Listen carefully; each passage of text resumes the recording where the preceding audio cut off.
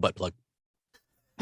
Hello, everyone, and welcome to Mork Borg, Rites from the Holy Mountain. This is our third episode in which we will be running Treasures of the Troll King. Before I hand things over to Rob to take the reins and lead us all through damnation, I would like to take a moment to thank all of you for tuning in. Thank our sponsors, Die Hard Dice. Well, first of all, sponsors Mork Borg and Free League for this stream, as well as Die Hard Dice, Session Zero Clothing, and 1985 Games, which tonight we are giving away Deck of Stories, NPC Pack 1. This is a special item from 1985 Games that they have given us to give away this evening. So at the end of the stream, we will give it away to some random lucky winner. So stick around, stay tuned, and enjoy the game. And I will hand it over to Rob now. Hello.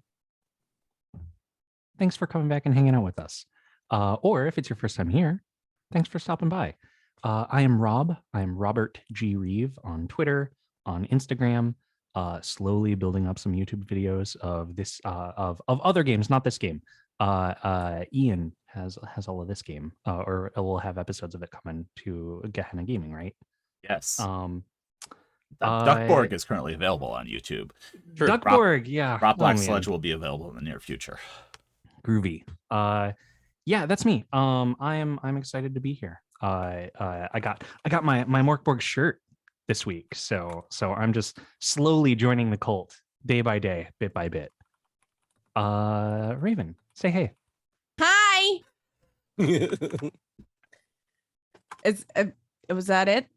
Yeah, that's it. Okay, I'm curious. Who are you playing this evening, Raven? Oh, yes. So I'm sorry, it's fine. No big deal. I'm playing Hurya, heretical priestess, right? Let's put that in there. Who is I very change like the overlay. I gotta add the S. Fine. It's fine. Very like pro-feminist, very like he does not exist, he being the male basilisk, hence the heretical side. Kind of like Sarah Jessica Parker as a Sanderson sister meets Alicia Keys from Smokin' Aces. Yeah. Wow. Okay. That's kind of who she is. Amazing. Hello. I am Carl. With a Z, the Z is silent. Welcome in. I am an occult herb master here in the world of Mork Borg. I make potions and stuff. It's really fun. Yeah. I mean, that's pretty much me. My name is Dan, Nat One Fun. You can find me on my channel from time to time. But yeah, we're on Gehenna Gaming right now. I'm playing some horror shit, which I'm always down for. So let's do it. May I add briefly? Sure. Welcome to the team, Dan. Yeah. We announced So last weekend at PAX. for those that don't know, I am now the creative director over at Gehenna Gaming. So if you enjoy what you're seeing on screen, look out for more, because there's going to be more coming at you. What a get. Right? Man. Right? Hi, everyone. I'm Ian E. Muller. I'm the founder of Gehenna Gaming. You can find me online as Ravnos. You probably know who I am. If you don't, watch this game and find out. Tonight, I am going to continue playing the Decrepit one. He's decrepit. That's really the most important piece of all of it. Yeah. He's one. Sometimes he acts like two, but really he's one. I am an esoteric hermit with very little HP, and I will be surprised if he survives this episode. I was amazed that I survived the last time. Decrepit 1 HP. two HP. I was amazed that I survived the first episode of Rock Black Sludge, so I will be impressed if I make it through this one. Yeah, I mean, there was a chance where if you cast a spell and roll badly, you kill yourself casting a spell. I'm sorry to rob you of that opportunity. Both of my spells can kill me. Sure. One of them, I summon creatures and they just attack me instead. The other one, I just die casting it. It's amazing. I love it. High risk, high reward, though, because Oh, yeah. when you summoned that, all of a sudden I was like, wow, this fight is suddenly turned very one-sided Right? in your favor. Right? It's amazing. And then I just want to recognize our fallen comrades who couldn't be with us this evening. Selena and Vin, neither of whom could make it today, but they will be here hopefully in 2 weeks because we are off next week. Mm-hmm. But we love you, and we'll be very, very, very terrible in your honor. Yes. You know, if there's a total party kill, then I mean they just both got themselves off the hook today. True. That is true. That is True. true. Yeah. Although That is it would true. be awkward when Uther comes back. Very. Oh, wait, are we going with my idea for why Uther's gone? Because I think that's funny. I do. I don't remember what your idea was. I do. Yes. Oh. I say yes. I vote yes. All right, perfect. You can surprise the game master with that one. Now, Okay. Shall we? What do we got to do? I'm ready to get into this when you are. Tell me the steps, babe. we need to roll some credits. Some gorgeous, gorgeous credits put together by the one and only Dan Munoz. And Your creative then, director. and then I think Yeah. I think we need to do this thing called getting better. Yep. after that. We need to Not get good. getting better. That's right. We need to get good. But Well, the credits level up, then we'll dive in. so without further ado, welcome to Mork Borg.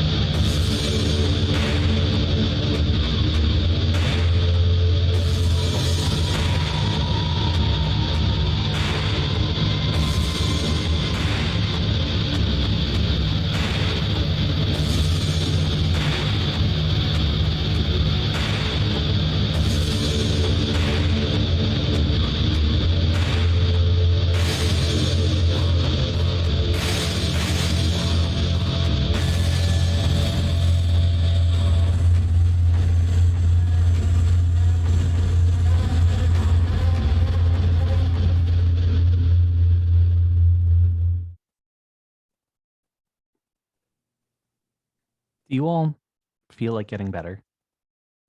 No. Count me up. I didn't sign up for this, so There's a chance you can get worse. I got that. that is. Oh, okay. Well, Class, please open your texts to page 33. Teacher, I forgot my book. It's Oh, packed that- away. that's- in boxes. It's already packed away. we can I go guess that's a over good it together. excuse. I have the PDF. That's fine. Do you want me to send it to you? Better. I have it. I just need to look it up. Oh well. Here, The that's game my master drive. decides when a character should be improved, and I've decided. It can be after completing a scenario, killing mighty foes, or bringing home treasure. This is interesting. Bringing home treasure. This implies you have a home, which in Mork Borg, not really guaranteed. When the game master decides a character should be improved, the following things occur. 1, more hit points. Roll 6d10. If the result is equal to or greater than your current maximum hit points, which I mean, I think for some of you it's impossible. You're going to roll a minimum of 6 on 6 10-sided dice. Then you will increase your hit points by 1d6. So if your hit points are less than 6 maximum right now, you don't even need to roll. I rolled 2d10 just to see, and I got You got at least 2. I got almost 10 times my current HP. Oh my god! So yeah, I think I get to increase them by a d6. Yeah. So Okay. increase by a d6, Watch and me we'll do roll a 2 level fucking ups. We've done. I promised you level ups. I rolled a fucking And, 1. You rolled a 1. Hell yeah. I'm at 3 HP. That's a 150% improvement. Oh, It's all right. So I'm rolling a d6, right? Mm-hmm. All right. I Sorry, rolled a 1. 50%. improvement. Yo. Okay. Sweet. I rolled a 2. nice. Well, All right, come we're below average for our first hit point roll. Let's do it again. I'm break. For I'm breaking in the dice, man. We're off to a good start. Should we Hey, do the 66 Love thing? me. Just in case I rolled 6 ones. I mean, what are the? Yeah, sure, you can if you want, but I mean, yeah. Okay, so I'm just rolling another d6 because that sounded very complicated. I got a 5. I also got a 5 Hey. this time. All So right, now- all right, all right. I'm I at rolled 8 6 in HP. total. I went from 2 to So- 8. I rolled another 2. So now I can add an additional 5 on top of the one that I rolled. Yes. Yeah. In addition to your original hit points. Yes. Oh, fuck yeah. Those are all your maximum hit points now. Wait, what are you at? Me? Everybody. What's 8. 11. Yeah. 8. Okay. I 8 hit I points. quadrupled my hit points. I'm at 1 hit point more than you. Amazing. I just went from about Is to it fall me? over dead to like tankish. Am I Uh-huh. the tank? Yes, you are. Why? How many hit points do you have? 11. 11. You're the tank for the evening. Unbelievable. I went from 5 to 9 after 2 level ups. God. Just the fact that your max hit points are 11 at like level 3 in Mork Borg really tells you a lot. Yep. Yep. Uh-huh.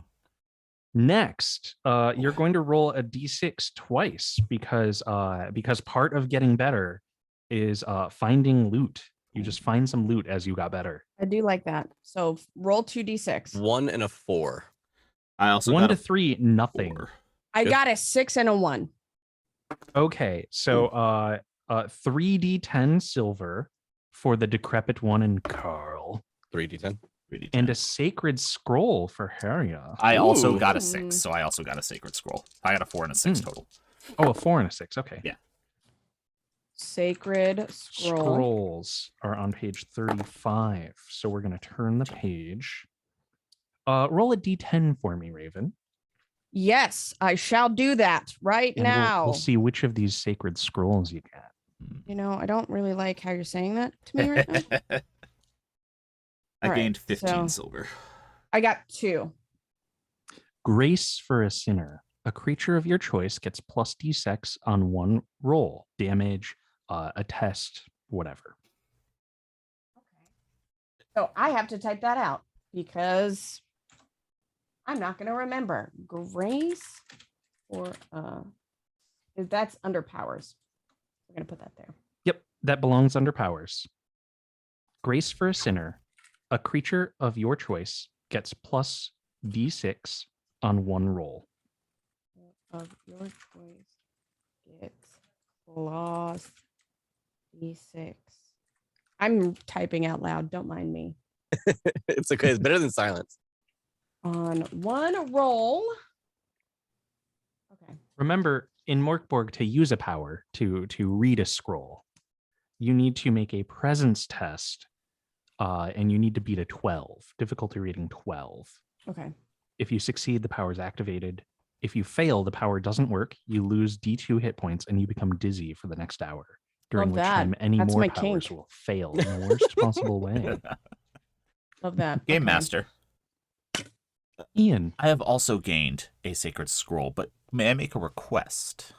oh, what's your request? I would like to stick with the necromancer theme I am going for, if that is possible. Yeah, okay. Sacred but necromancy. Okay. Let's talk a popular, I think, D&D debate. Is healing necromancy? Yes. Yes. Yeah. Yes. I As mean- someone who has played a grave cleric, yes. Yeah, I love the That favorite sounds kind of dope. cleric, by the way. Uh-huh. It just it actually like changes some of the theme and the mechanic. Anyway, we're not here to play 5e.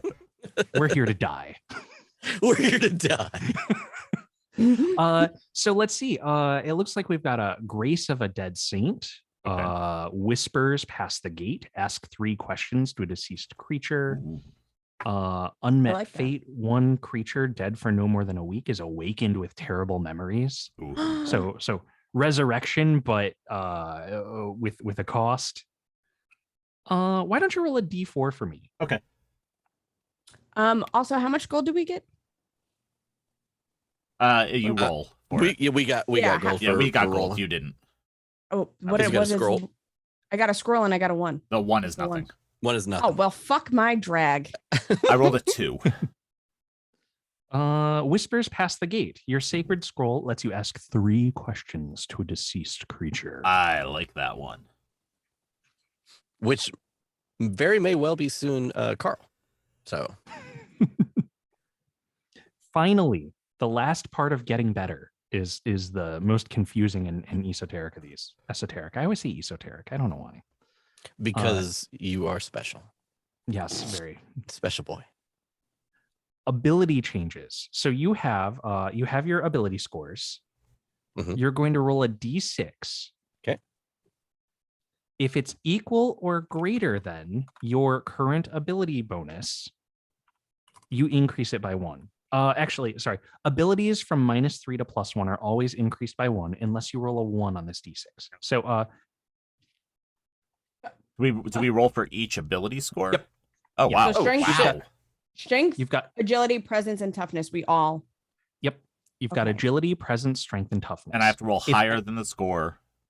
If any of them are +1 or lower, roll a d6. As long Mhm. as you don't roll a 1, it goes up 1. Got Okay. If it's higher than okay, 1, we so- don't get to roll to increase it. If it's higher than 1, you roll, but you have to meet or beat your current score. Understood. So the first one, I don't get to do fuck all because I rolled a 1. Oh, bummer. I just Okay. want so you to see these rolls in roll 20. I rolled a 6, a 5, a 6, and a 5. So That's great. everything is It plus never 1. mattered more. +1. Okay. And if it's already 3 or above, you don't get to change that. So if it's a 3 or above, you have to roll a 3, 4, 5. Okay. If Okay. you don't increase it, You die. it goes down So it goes down how many? 1. Okay. So I have to meet it or get higher than it to increase it. Yep. I- So if you're at a +3 and you roll a 1 or a 2, it goes down to a +2. I managed to increase all of them by 1 by the skin of my teeth. I almost had to lower my toughness. I had rolled to a lower 1. my presence. Aw. You had what, a 3 and you rolled a 2? Yeah. How am I supposed to seduce these fucking guards now? It's true. Damn it. Now we've leveled up twice, so you have to do this again for each of your attributes. Oh, Okay. okay. God. All right. These dice are not my friend. You had all that time while we were prepping where you were deciding which dice to roll, and I guess you chose the wrong ones. Guess so. Fuck my drag. Oh my God. Oh, my toughness went back down. Damn. All right. My toughness and my presence are I got +1 to my agility. I got my presence back, and I'm up 1 toughness. My strength has not changed. All of mine went up again. Nice. You know what? Okay, Wow. decrepit ones come through decrepit. I'm apparently reverse aging. I'm reverse aging. He's a crepit one now. He's just a He's no longer regular decrepit. He's crepit.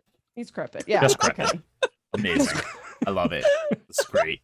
This Crepit character one, that I hello, expected yes. to die in like the first hour of the last game is apparently No, a you're like beast the now. scraggly little squirrely character that like makes it to the end of the movie somehow. Yeah. Yeah.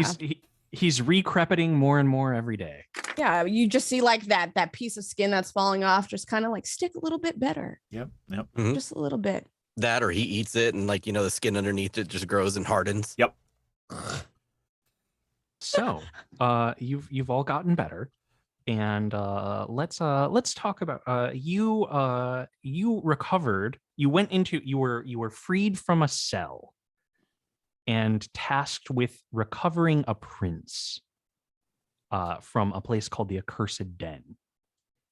Some seer who was wearing a mask. He took off his mask. You didn't really recognize his face, but he tasked you with this, and you went into the Accursed Den. You killed a big brute of a man who had a flaming flail, and you recovered the boy, who is like a pudgy little shit. So you return from the Accursed Den, deep within the forests of Sarkash that Carl, you once called home, with the boy prince Aldin in tow. You return to the palace of the Shadow King, and it's not long before the Seer's agents find you. The Seer that freed you from the Shadow King's cells pulls you into a stark and opulent catacomb, a memory of royal past. It is then that you notice a certain resemblance between Aldin and the Seer. And the Seer says, "Aha, my nephew returns. Perhaps my brother the king thought that cannibal warlock Fletcher would be a fine guard. But the horrors of the accursed den would keep sensible people away. Lucky for me, the kingdom I will reclaim has no shortage of unsensible people." And the boy says, "Piss off, Eldar." So the Seer Eldar turns to you, Haria, and says, "As promised, priestess, my courtiers can obscure you from the basilisk's sight, using rituals that obscure the Shadow King." He gives Carl a list of herbs to collect from Sarkash, the forests, which are burned to make a smoke that obscures mystical sight. The ritual requires many hands, so Eldar's occultists require the decrepit one's aid. At the end of the ritual, Haria, you chew a serpent's eye, which pops in your mouth. And you can hear Eldar. Eldar says, "There, now a haze will befall scaled ones who look upon you." If you're worried for the boy, Thanks. don't be. I won't do anything to him that my brother the king didn't do to you. Distantly, you can hear some prison chains rattling. Now, for your safety and mine, I must insist you leave this land. If the king learns of the role you played in his son's fate, well, there are places worse than those cells he can put you in. So you head south to Galgenbeck, the greatest city that ever was. The archpriestess Josilfa Meagle rules there. So we've got some travel rules in one of the Mork Borg zines, and we rolled some dice ahead of time and did some traveling random encounters here. On the first day, you cross paths with a funerary procession of toothless villagers carrying a very large coffin. On the second day, you pass castle ruins. Then on the third and fourth days, you travel alongside a religious procession, flagellants and hermits. They tell you they're looking for him, but they've lost their way. On the fifth day, a deafening storm besets you. On the sixth day, the religious procession cross paths with you again. It seems the storm has turned them around. Then you find mud-covered farmers asking to travel alongside with you for safety on their way to the city. And then on the final city, the thunder and the lightning abates, but hammering rain remains. It's under this rain, wet and miserable, that you come into the great city of Galgenbeck. While traveling, I would like to take the opportunity, either at the ruins or perhaps from one of the processions, to see if I can replenish my supply of bone. Bones. Okay. Let me grab the zine. And I will, excuse me, and I will roll for potions, which potions I create that day. Let's see. It doesn't really work on stream, but I got the Mork Borg DM screen, and it's massive. And it's honestly one of the best DM screens I have ever looked at. It's yeah. It's The art, absolutely I gorgeous. love that. The art is so good. And it's got everything you need in it. They've got these like pullouts where you can like customize your DM screen, and they've I got love like little that. tacks in the corner that you put them in. Yep. Okay, so since I am the only one currently who doesn't have a physical copy, I am going to do that right now. It's so good. It's There's worth like it. there's just like It's worth an it. endless amount of crazy stuff. Like here's a comic book dungeon that came in one of the zines, where like you kind of move around like it's a board game from panel to panel. You know what? I'm gonna let the team decide which potions I Poster on get. the So back. because there's 3 of us. So decrepit one and Hurya. Roll a single D6 and we'll see what we get here. Each Okay. Yeah, just one each. 1. Okay. 5. Okay. Okay. Okay. If possible, during our travels, I'd like to see if I was able to convert any more, little followers. Why don't you give me a presence test? That is what dice is it again? Roll a d20 and add Okay. your presence score, the Okay. bonus. That is a dirty 20. Yeah, okay. Yeah, you let's see. I have to write this down because I have a bad memory. Yeah, you're looking to amass more followers. And you see that there are a few processions here. You've got those people who were carrying a giant coffin.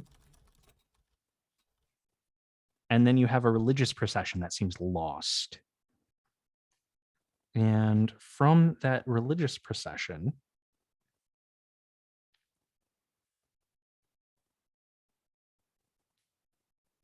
yeah, you get someone who looks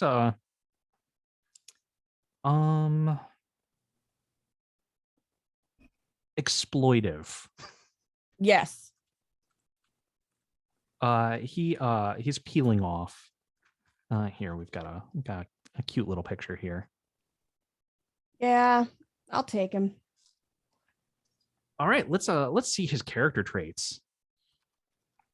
This lawless, good-for-nothing crook was banished from civilization. Low on resources, allies, and basic decency, they seek retribution and coin. Okay. Okay.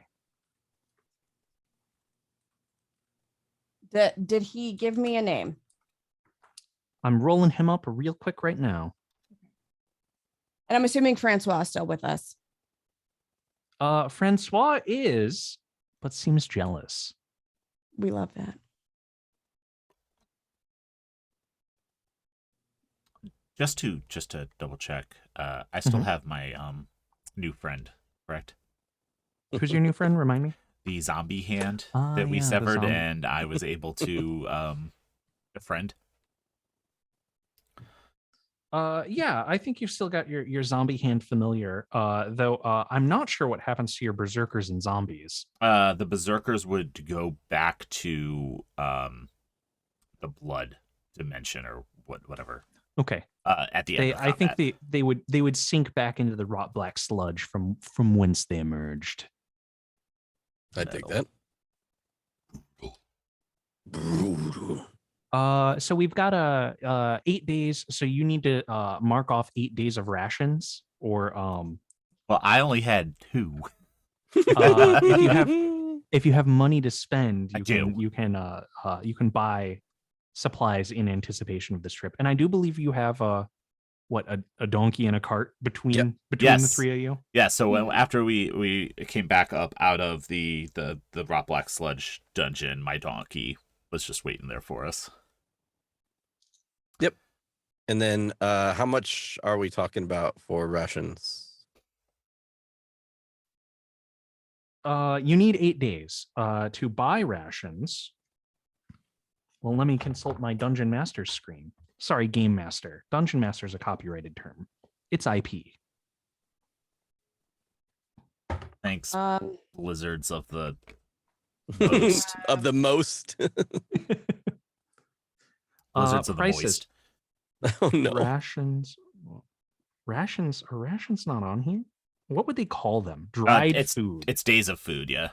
Yeah, dried food. 1 silver for 1 day. Okay, there you go. Easy peasy. I'm going to buy 8 days worth, so I have 10 total, and then I will lower that back to 2. 8 days a week. Sure, I will do the same. Boop, boop. Okay. Back to 2. Our prowler raven is named Graft. And he's a prowler. Yes. Love that. Graft. Okay. Just making notes. He's wearing leathers. And has a filthy short sword. Is it filthy in the same way Uther's is? No, it is not. Okay. Okay. Uther's is especially filthy. Okay. So, when you are talking to Graft, he complains greatly about this trek and this pilgrimage. We have been searching for him so long in his wide white brimmed hat, but we have seen neither hide nor hair of him. That's because he's false. But he is eager to point out everyone in this caravan and all of their like foibles and every interesting piece of gossip. He tells you all about who is breaking their vows with each other in the middle of the night. Scandalous. If he approaches Carl with any of this information, Carl will very likely just be like, "Go away, insolent fool."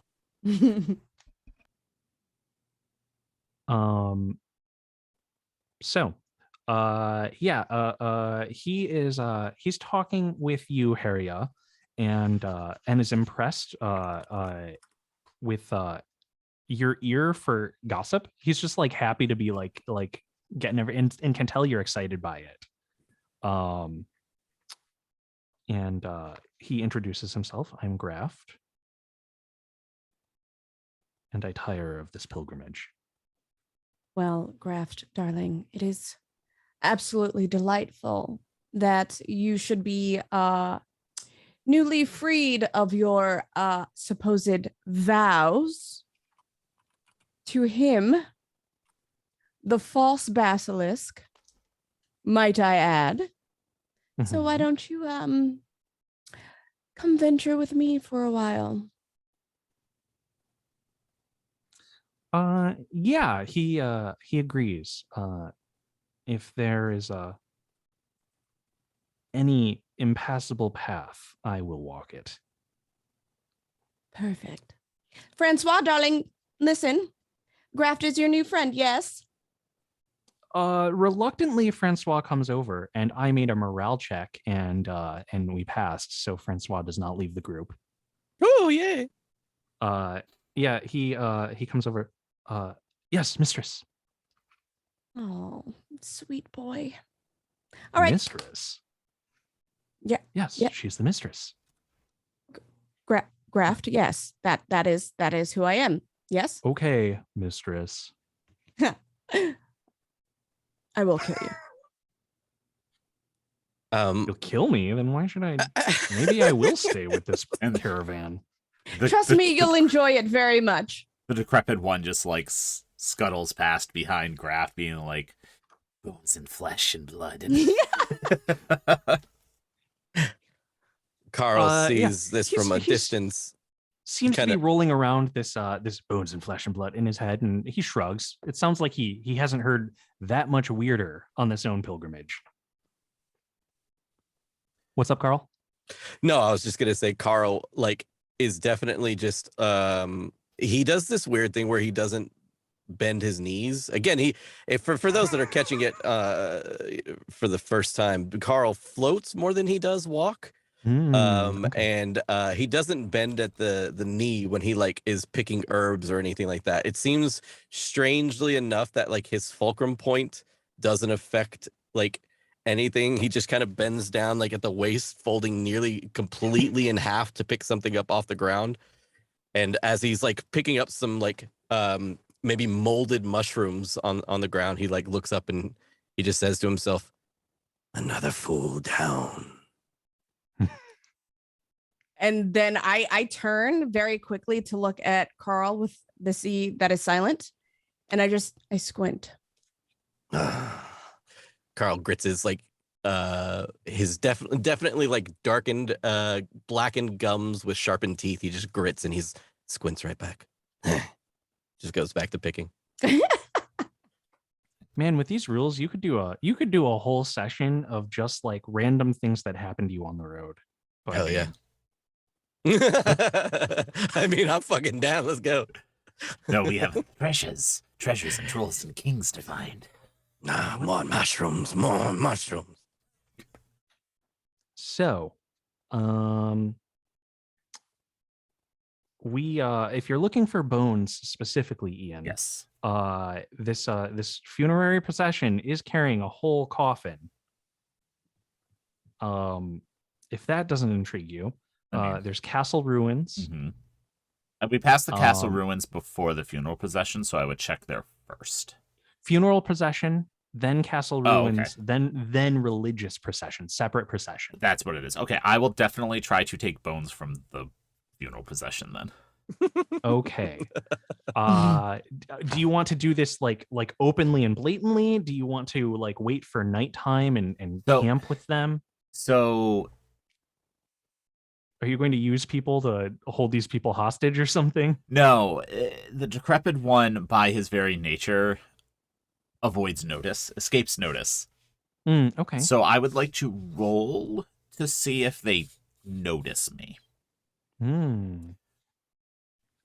It sounds like an agility test? Maybe a presence test. I don't know. I could be swayed. I'm apparently fine with both of those now, so yeah, that's cool. Whatever. You notice, like, because because you bought him food, he's actually eating full meals. The decrepit one seems less decrepit by the end of this journey. Okay. He's like, he walks a little straighter and normal, and it's like actually forming more coherent sentences. By the end of this entire adventure, you're just gonna come out of it like fucking Chris Hemsworth or something. The one. Oh my Got God, like it's Neo. long, luxurious hair. He's muscly and tall. Yeah. Yeah, I guess let's roll a d20. Add your choice, That's agility or hot. presence, depending on style. Oh. It's presence for him. It's definitely just that like people don't want to look at him because he's got that he has a disfigurement with the rotting face and supposed to wear a mask and he just doesn't. And I rolled a 17 actually. Okay. You approach the funerary procession, and this casket is massive. 12 people are carrying it. It literally, when you slip up to it, there is a loose panel near the feet. They're walking, carrying the thing's head down the road at the front. And when you slip it loose, you see inside is the body of a giant. Ooh, You're looking at feet. toe bones. Toe bones? You want the toe bones? Yeah, I take a Okay. couple. The body has not yet fully rotted. It's a bit mummified. That's fine. Okay. Just snap. I was about to say, snip that bitch off. Snip it off. Okay. The foot is probably the size of like your entire forearm. So the toe So, bones are like bigger than my fingers. Yeah. Amazing. I Like- take 4 of them. Yeah. Okay. Yeah, I just reach in, grab 2 with each hand, snap them off, and slip away. Yeah. You're seriously, you're looking at you've got like a bundle here of And you'll see me just like looking at them and then slipping them into my robe. Okay. You swear that when you do this, you hear a grunt of pain from within the coffin. Okay. Yet looking at these toes, they are definitely from a dead creature. I mean, the zombie hand on my shoulder just like scuttles to the other shoulder. Both he and I Okay. only move by scuttling. So Harry has recruited someone. You've stolen some toe bones of a giant. Carl? May Yeah. I attempt to sell my potions? Oh, you want a potion Peddling master? your wares. I'm peddling my wares. What you buying? What you selling? You've got some options. You can try to peddle to the funerary procession, the religious procession, or the mud-covered farmers taking things to the city to sell?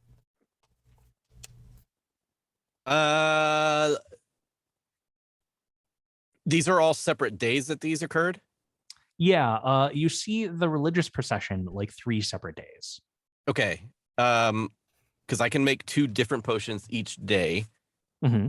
So I'm going to, I'll, if I can, and I don't want to hold up anything. If I can, I'll try to sell my wares like every time I meet up with a group. Sure. I'll give me a let's do this real quick. Yeah.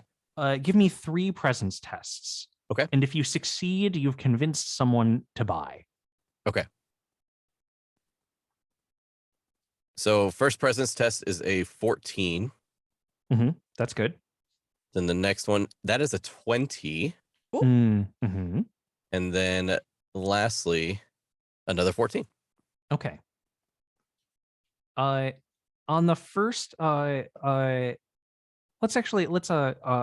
the first 2 days, you sell a potion to someone, and then when you cross paths with this caravan again after the storm, more people are clamoring. They're interested in your powers.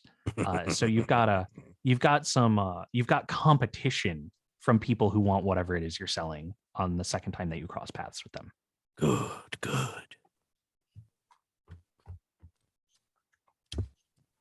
I'm gonna pop up my cart because I have a cart that I basically just carry behind me that is rattling with old glass and stuff. Do you hitch the cart to the donkey instead?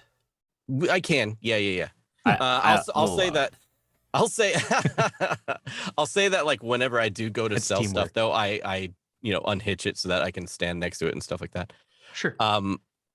So I'll pop it open and Carl will take a wooden sign that he carries with him and prop it up, and it just says wares for sale. But there's like a random Z in sale somewhere. SAZLE. That's yeah. That's how we spell it in the Sarkash Dark. So the first potion that you sells for 20 silver. Hell yeah. The second potion with some hot demand clamoring sells for 31 silver. Ooh.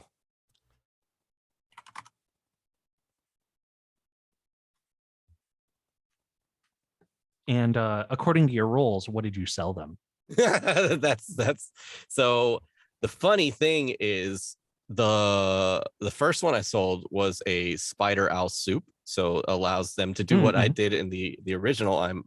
They can climb walls. Yeah. But the second one that I sold for a lot, Ian rolled a 1. Mm-hmm.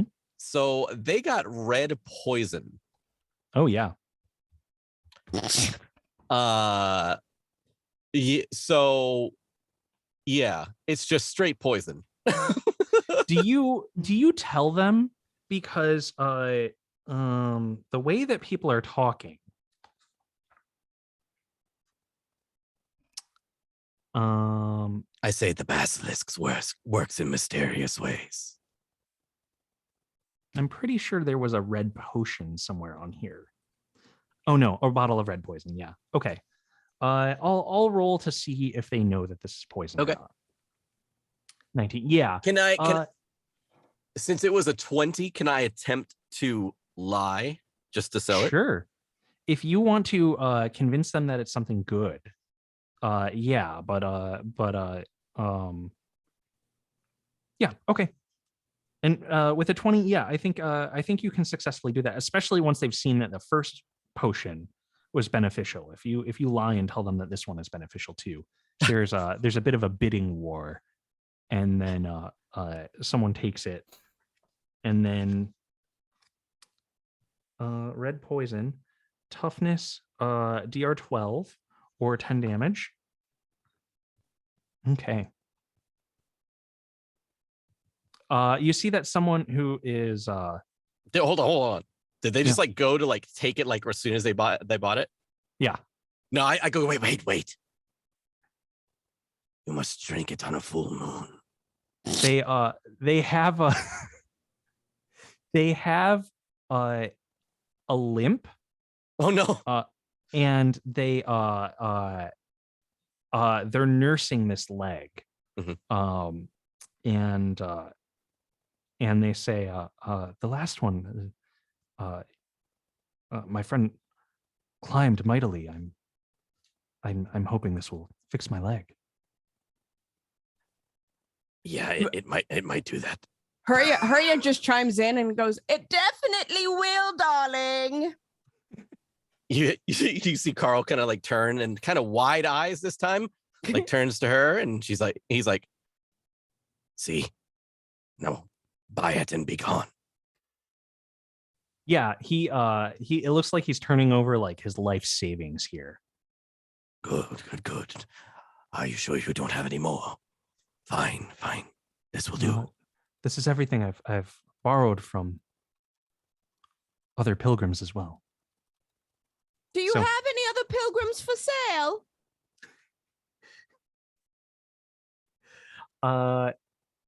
You have enough. The one that joined you is leaning in and is whispering and is like, "That's a scam, right?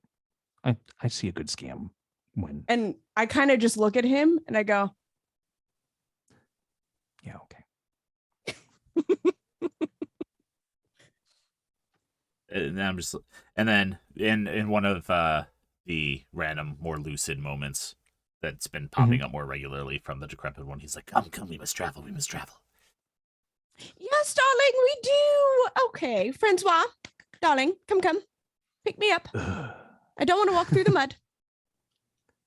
It rains quite a while. But yeah, Francois will sit on the cart and tend to the donkey and steer the donkey when no one else feels like it. And then anytime there's a really bad puddle, Francois carries you over the puddle.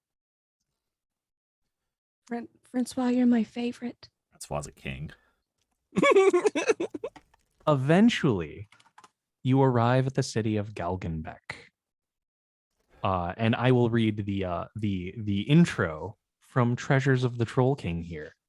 Nice. Galgenbeck is palimpsest, tumor, a city built on the ruins of itself.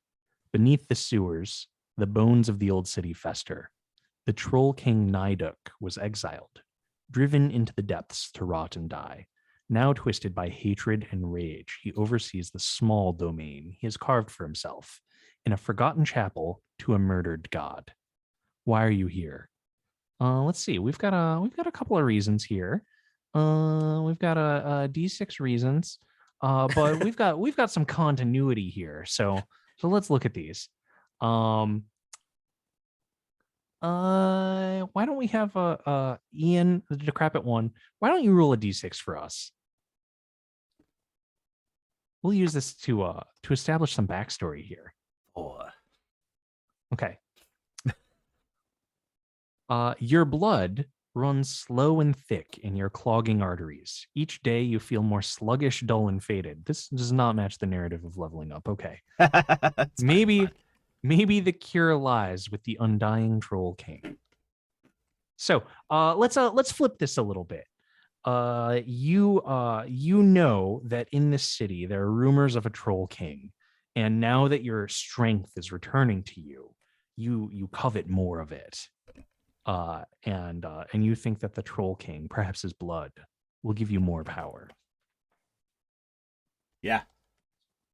You come into town, and at the local pub,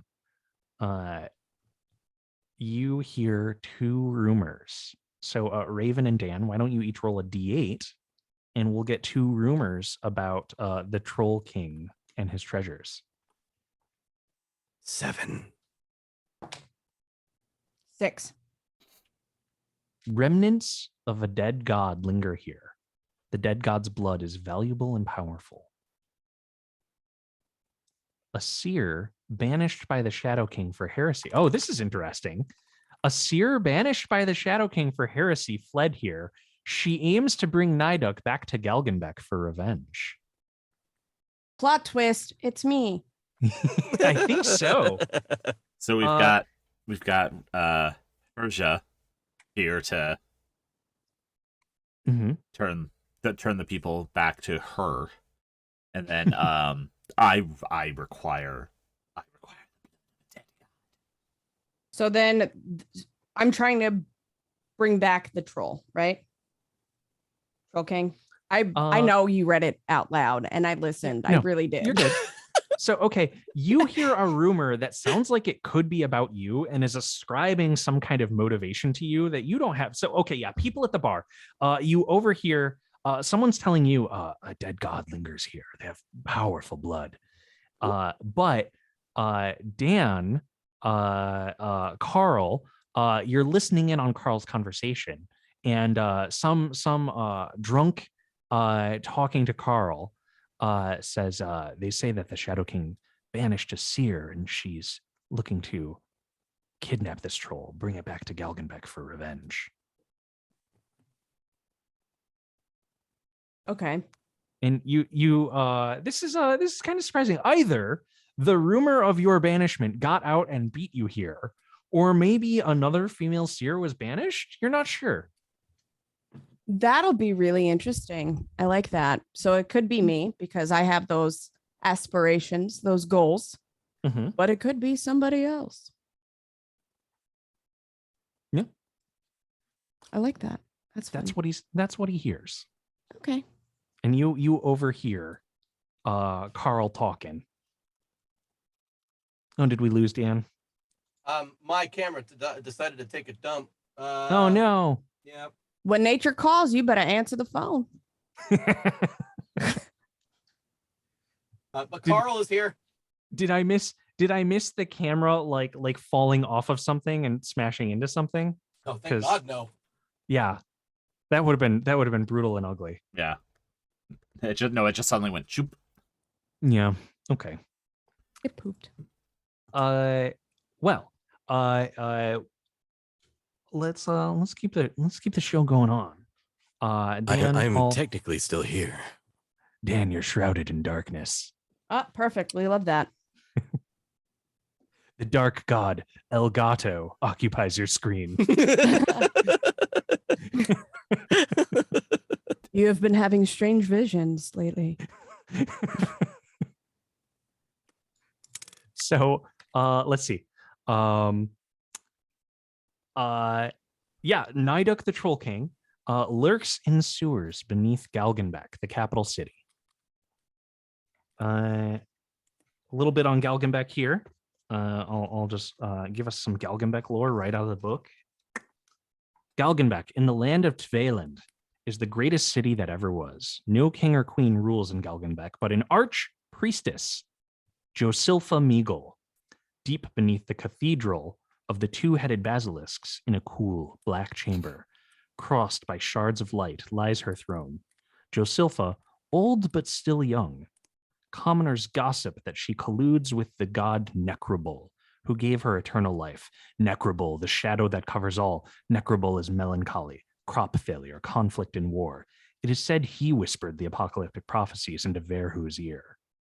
So, she may be a priestess of a god of death whose calendar determines when the world ends, and allegedly this god is the one who whispered the prophecies into the basilisk's ear, the male basilisk. Oh, this is going to get good. It's been fun knowing you. Beneath this city, a troll has a some sort of kingdom. Which I know that. That's why A troll in Central Park. You know, I've seen weirder things. I've seen exactly that thing.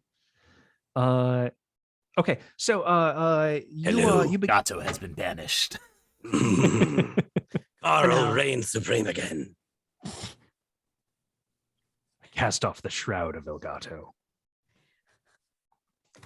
You begin looking for access pipes to the sewer, and you find one. And I will move y'all over in Roll20 to another map here. Ooh. Fancy.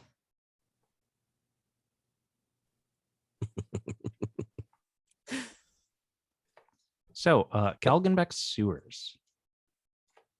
You find an access pipe, and people totally ignore that you just wander into the sewers. It's a busy city with lots happening. Distantly, you hear some screaming, but you ignore it, and you move into an access pipe. It's about 10 feet tall. This particular access pipe is not full of raw sewage, but there's a rain that's been beating upon you. There is some water flowing out of the sewer. It's wide enough that you can travel two by two, but it'll be cramped. As you wander in, you see the occasional gas lamp. You go down a ways into it, and there is a lit gas lamp. I'll grab it off the wall. Okay. You continue onward, and you think that you see another gas lamp at first, but as you get closer, you realize that the lamp has a body attached to it. It looks something like this. Okay. I go up to it and I poke it. It's chained to the wall. I want to touch. Boop. I'm not trying to take it off. I'm just like touching. Yeah. I want to see if it reacts. Yeah, chained. There's a rusted hoop. Yeah, it jumps up and recoils from you a bit. Tries running down further, deeper in, but hits the edge of its chain, and it's rattling, and it yelps a bit. Oh, poor sweet dear. Come here.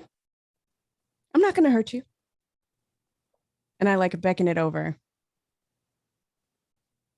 It makes noises that sound like maybe they could be language, but you just hear a roaring of flame. What are you, you wretched thing? Can I hold up my lantern towards it? Yeah, when you do, it leans in, and it doesn't. The shape of its head is different from the gas lantern you're holding. This looks like a lantern case that maybe holds like a candle. But there isn't the light is kind of bright to look at. From the one with the body? Yeah, and it blinks at your gas lamp, and then your gas lamp goes out. Hey, what? Put it back on. You see its lantern head shakes no. And it points at its chain. Oh, he wants to be let go. Poor thing. Is there? I'll throw my lantern backwards and on the ground? Just throw it behind me, over my head. I assume towards maybe Francois and our new friend who I totally Francois catches it. Sir, you dropped this. Oh my god, that's sweet. Damn it. I hate that I have to hate Francois. He's so sweet. Is there Graft says I've seen these before. Wickheads. Do you speak the language, dear?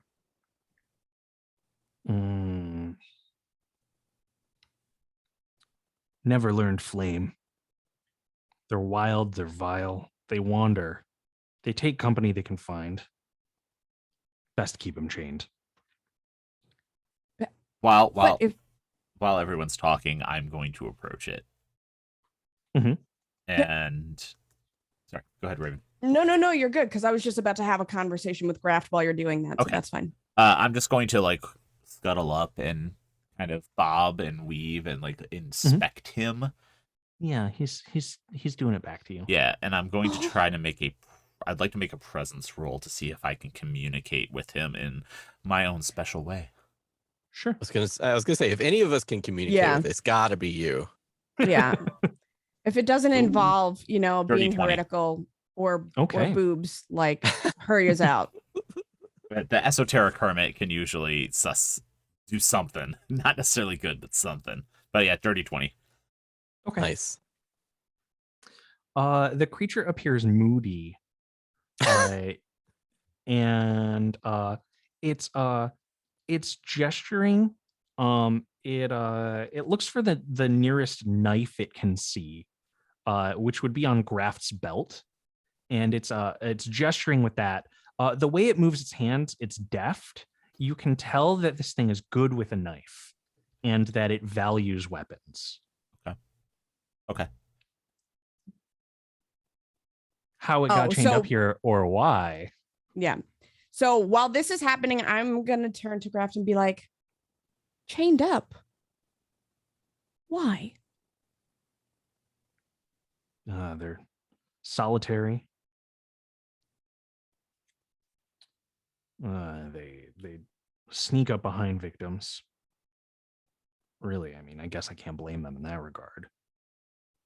I mean, I do too from time to time. I digress. They extinguish the light of those they sneak up on. They blind you with their own. They strike. They vanish into darkness. Could be. Maybe this one's a hired blade. So then, Cowards of the dark, then. who chained him up here? I wonder. No, that's that's pretty interesting. Yeah, I've heard that wickheads are sometimes hired by people in Galgenbeck who want to be rid of a living problem. Maybe this one got caught. It's not like they're going to give it a trial. I kind of look at that point too. Cut him free and, see who he goes after for revenge. I do That'd like be kind of that interesting. idea. I could buy some local papers, cruise the news, look for, who got killed by a wickhead in the coming days. We could really cause a problem here. While I think we Graft, should let him go. while Graft is that would doing be a all lot this, of I'm gonna gossip. see if I can let him go. Yeah. I'm not even And then waiting. I'm gonna, as you're like doing that, I'm going to turn to him and be like, decrepit, darling. I'm already like looking for a way to free him. And then Yeah. I look at Graft and I'm like, go, give him your sword. Go. As I make a mess of everything. Don't worry. No big Are deal. we sure this is a good idea? Have we communicated No! with it?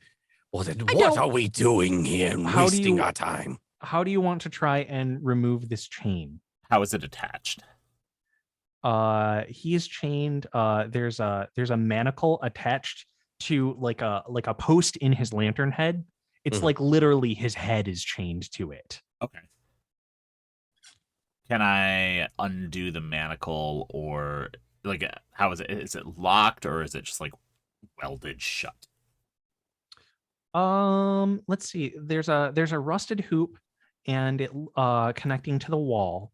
If you could maybe try and break the hoop connected to the wall if you want a long chain dangling from his head, or you could try and it looks like there's like a locked manacle on his head. So if you had the key or a way to get through this lock. Would lockpick be agility? Probably, yeah. Yeah, you just see the decrepit one pull a finger bone out Yes. No. that Okay. that he's sharpened, and I'm gonna see if I can pick it. Okay. I'm probably going to say this one's a little harder since a sharpened finger bone is not a lockpick. Oh, yeah, no problem. Not with that attitude. Not with that attitude, yeah, no, but also probably not with that roll. 8.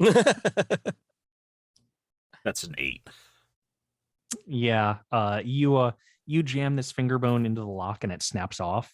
And now even if even if there was a key, now there's some bone jammed in there. I'm going Ah, to that was a turn. good bone. I'm going to turn to Francois and be like, "Darling, where's my toolkit?"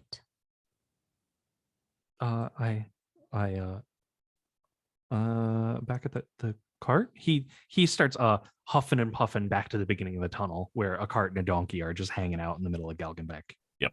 Okay. Nothing can go wrong with that. Yeah, no, not at all. Mhm. Okay. Thank you, darling. And then I look to the decrepit one, and then to Carl with a Z that is silent. I'm never going to Mhm. say your name any other way. I just want you to know. Good. And then back to the decrepit one. Mhm. Kind of like, very like, obviously, like we're all waiting for something, right? So I'm just going to make it awkward. Got it. I'm just standing next to the wick head. What Just is like kind of- beyond this creature?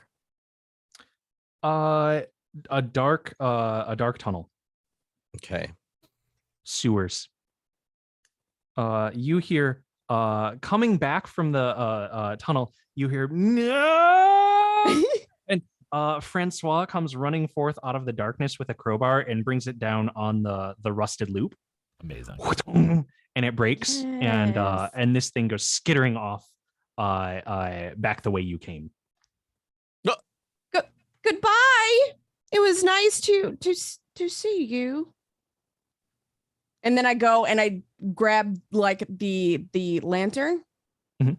and I say, "Does anyone have fire?"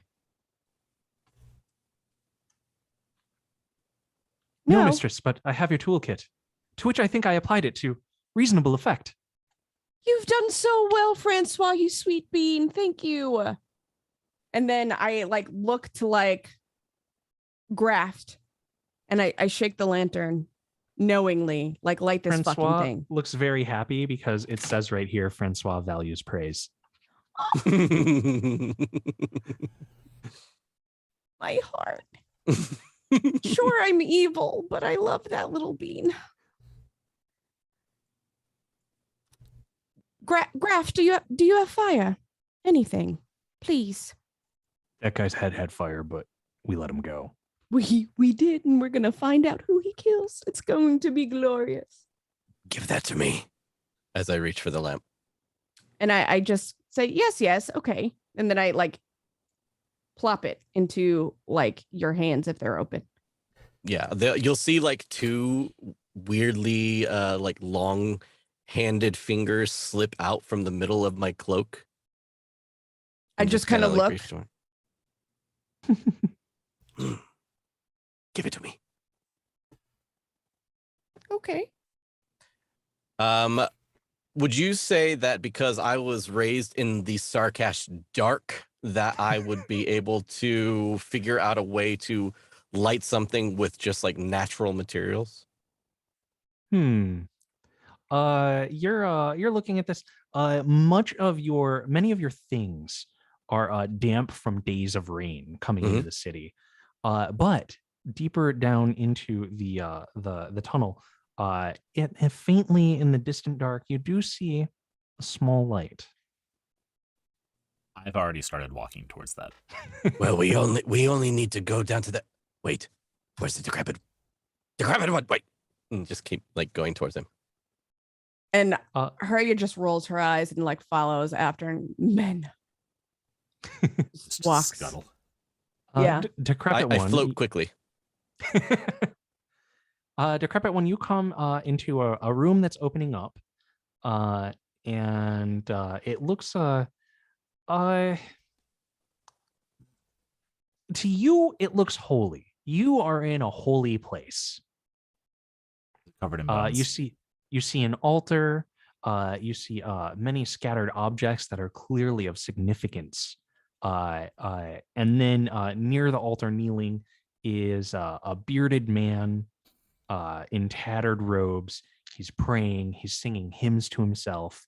And then Haria, when you come into this room, what a shithole. There's an altar with a bunch of garbage on it. And there's a babbling old man, and you can see why Decrepit One and him are already friends. This place is disgusting. There's a narrow alcove in the west wall. There's a small stone altar. It's got candles of all shape and size. And then this man's praying in front of the candles and the many random objects on the altar. Unless one of you stops me, Mhm. I pluck the lantern from Carl and just walk into the room up to one of the candles to light it. No, I'm not going to stop you. I am very disgusted. Carl will just hold onto the lantern tightly as you like try and like pull it away from him. What are you doing? And I just gesture towards the fire.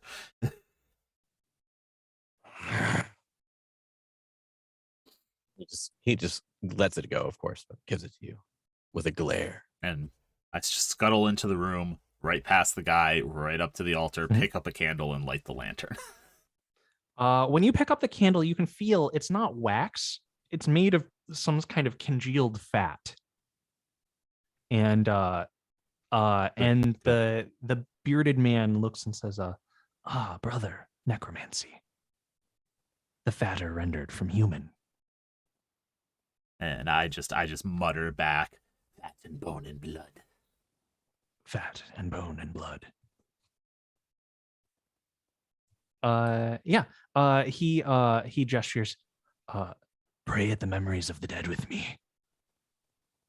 And I will light the lantern, the lamp, take it back to Carl, hand it to him, then walk back over and pray at the altar with the bearded man. And I am like aghast at this point. I am so upset that I am just going to sit there and start shouting at the top of my lungs. When the world was but water, dust, and clouds thick with plague flies came she, first of the basilisks. And I'm going to continue angrily spewing this knowledge. You're crashing their necromancy prayer with your basilisk prayer? Yes. Counter prayer. Now, Yes. because of how I perceive reality, I'm going to ask if I can cast use my new sacred scroll. Yeah. Oh. Whispers past the gate. It sounds like you're making a presence test. I am, and I'm wondering if I am affected or if I need to change anything because I'm distracted by Herja's shouting. No, I think you're making this at a normal check. Okay. Okay, so the presence test of 16. Nice. Yeah, you definitely make it. You can see a few things on this altar. There are 2 left shoes that are way too small for you. Okay. There are glass bottles full of yellow liquid. It's pee. It smells like pee. It could be pee. There's a preserved leather coin purse that's very clean, the cleanest thing on this altar by far. Okay. There are display busts for hats. 2 of them have flayed faces stretched over them. The last one is an empty bust with a big, wide, white-brimmed hat on it. Oh. There's a broken mirror with a carved ivory frame. And then there's a stack of waterlogged letters. Interesting. Okay. So I can ask 3 questions of the dead. Mm-hmm. Do I feel like there's a presence here that I can speak with? You can ask questions of the faces Okay. or the coins. Well, can I ask questions of all three? One each. Yeah. Excellent. I would like to ask, I'll just say all three questions and you can tell me which ones to answer. Sure. Okay. The first question is, what delights, and I'll let you interpret that however you want, await us in Mm-hmm. in these halls? Mm-hmm. Is the blood of the dead god real? Mm-hmm. And who sings from the holy mountain? Mm.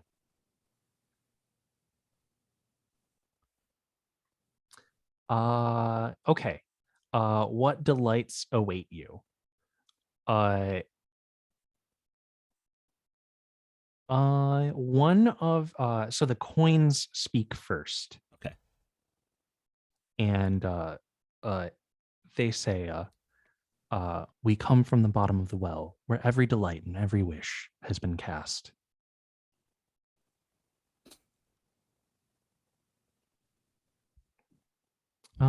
Anything else? You and then you hear another voice that says my last silver thrown to the well god. If the god will not fulfill them, who will? Then let's see. Is the blood of the dead god here real?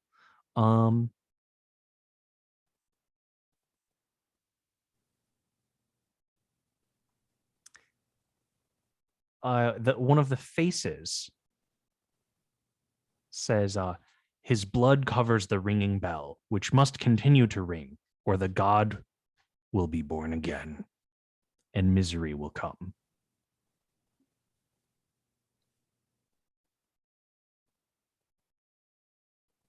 Cryptic.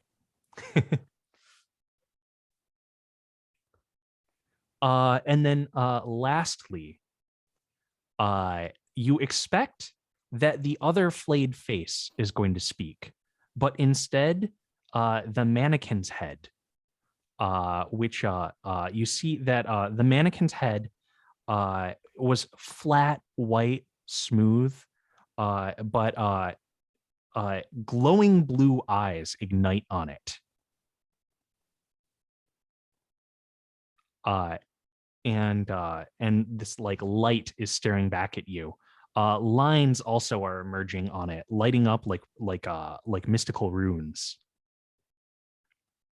And you see that some of the lines are coming like out of where the nose would be, and they like kind of come down the face, like forming an outline around a jowl, Okay.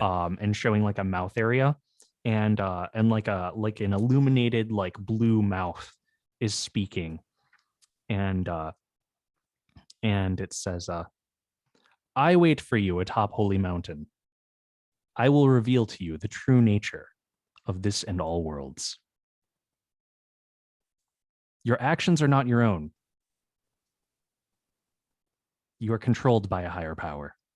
I will reveal to you this power. Y'all Can you- can't hear the music I so- got going, but it's dope. Can you understand a word they're saying? Yeah. So do they also hear them speak, or do just I? Sounds like a judgment call. Let's see.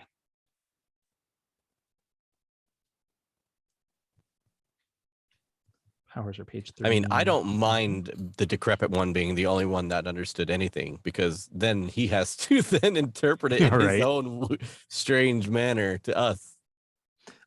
So the decrepit one is the only one who hears the coins and the first whisper, but everyone hears the mannequin head come to life. Okay. After it says all of this, all of the mystical blue light fades from it, and the thing rolls off this altar and splashes in some sewage, and it sinks beneath, and the head bobs back up, and the hat is gone. I was gonna ask if I could try to catch the hat, but you said there were letters. Yeah. On there on the altar too. No. You said there was a broken mirror and letters. I would like to take the broken mirror and replace it with my mirror that I'm carrying. Okay. That is not broken. Okay. And when I do that, I'm going to take the letters too. Okay. And then I will take his mirror. That's the mirror that we stole from the last dungeon, so. I know. I'm still just prophesizing. Okay. Perfect. You do find one scroll tucked away in here, and you're reading it over, and you see that this scroll, you're looking at the letters all look backwards. Ooh. And you're holding it up to the mirror that you just picked up as well.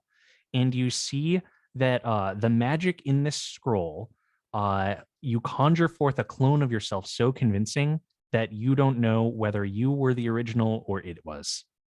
Oh, cool. That's pretty dope. I pocket that away with my other scrolls. What was that?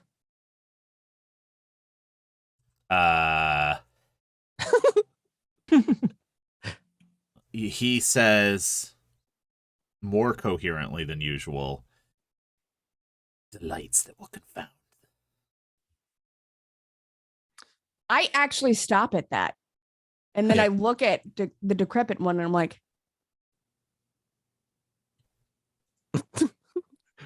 Who are you? Yeah, Carl will definitely like. And What was that? you have a lit lantern. Did the bearded guy react to anything I did? The bearded guy. Yeah, he invites your presence. He says, I have tended this altar alone for so long. I am so happy to find another devotee. you do know he is a lie. Yes. He is but a servant of the great god of death, Necrobol, who Our Lady worships above. I must bring his words, Necrobol's words, spoken, whispered through the basilisk. For Here, someone to the Troll King. The Troll King covets death. He must be released. He cannot die. He must die. for someone who is so in denial, you would believe to worship she. And I'm going to start scuttling. Is there another exit from this room? Yes, it continues onward deeper into the sewers. I'm going to start moving that direction, but slowly as I say, Oh, good. I like that. And death follows. There was like a little room or like a little door in that room with the heretic. There was like there was an alcove, which alcove, is where the altar yeah. was. Okay. Okay. When you say you bring death, this ragged bearded man gestures deeper into the sewers, and you can see that the sewage is flowing out here. It's about ankle deep, and the tunnels are tightening. Can Carl I'll tell you what happens in the tunnels once you enter them, and then we'll take a break. Okay. Amazing. Can Carl, so since that was all happening and everything like that, and we start making our way, can Carl dig through the sewage to see if there's any dead animals? Yeah, you go over to the sewage and you start digging, and you hear a distant rumbling. I kind of look off in the distance towards it. A massive wave of sewage is coming down the tunnel towards you.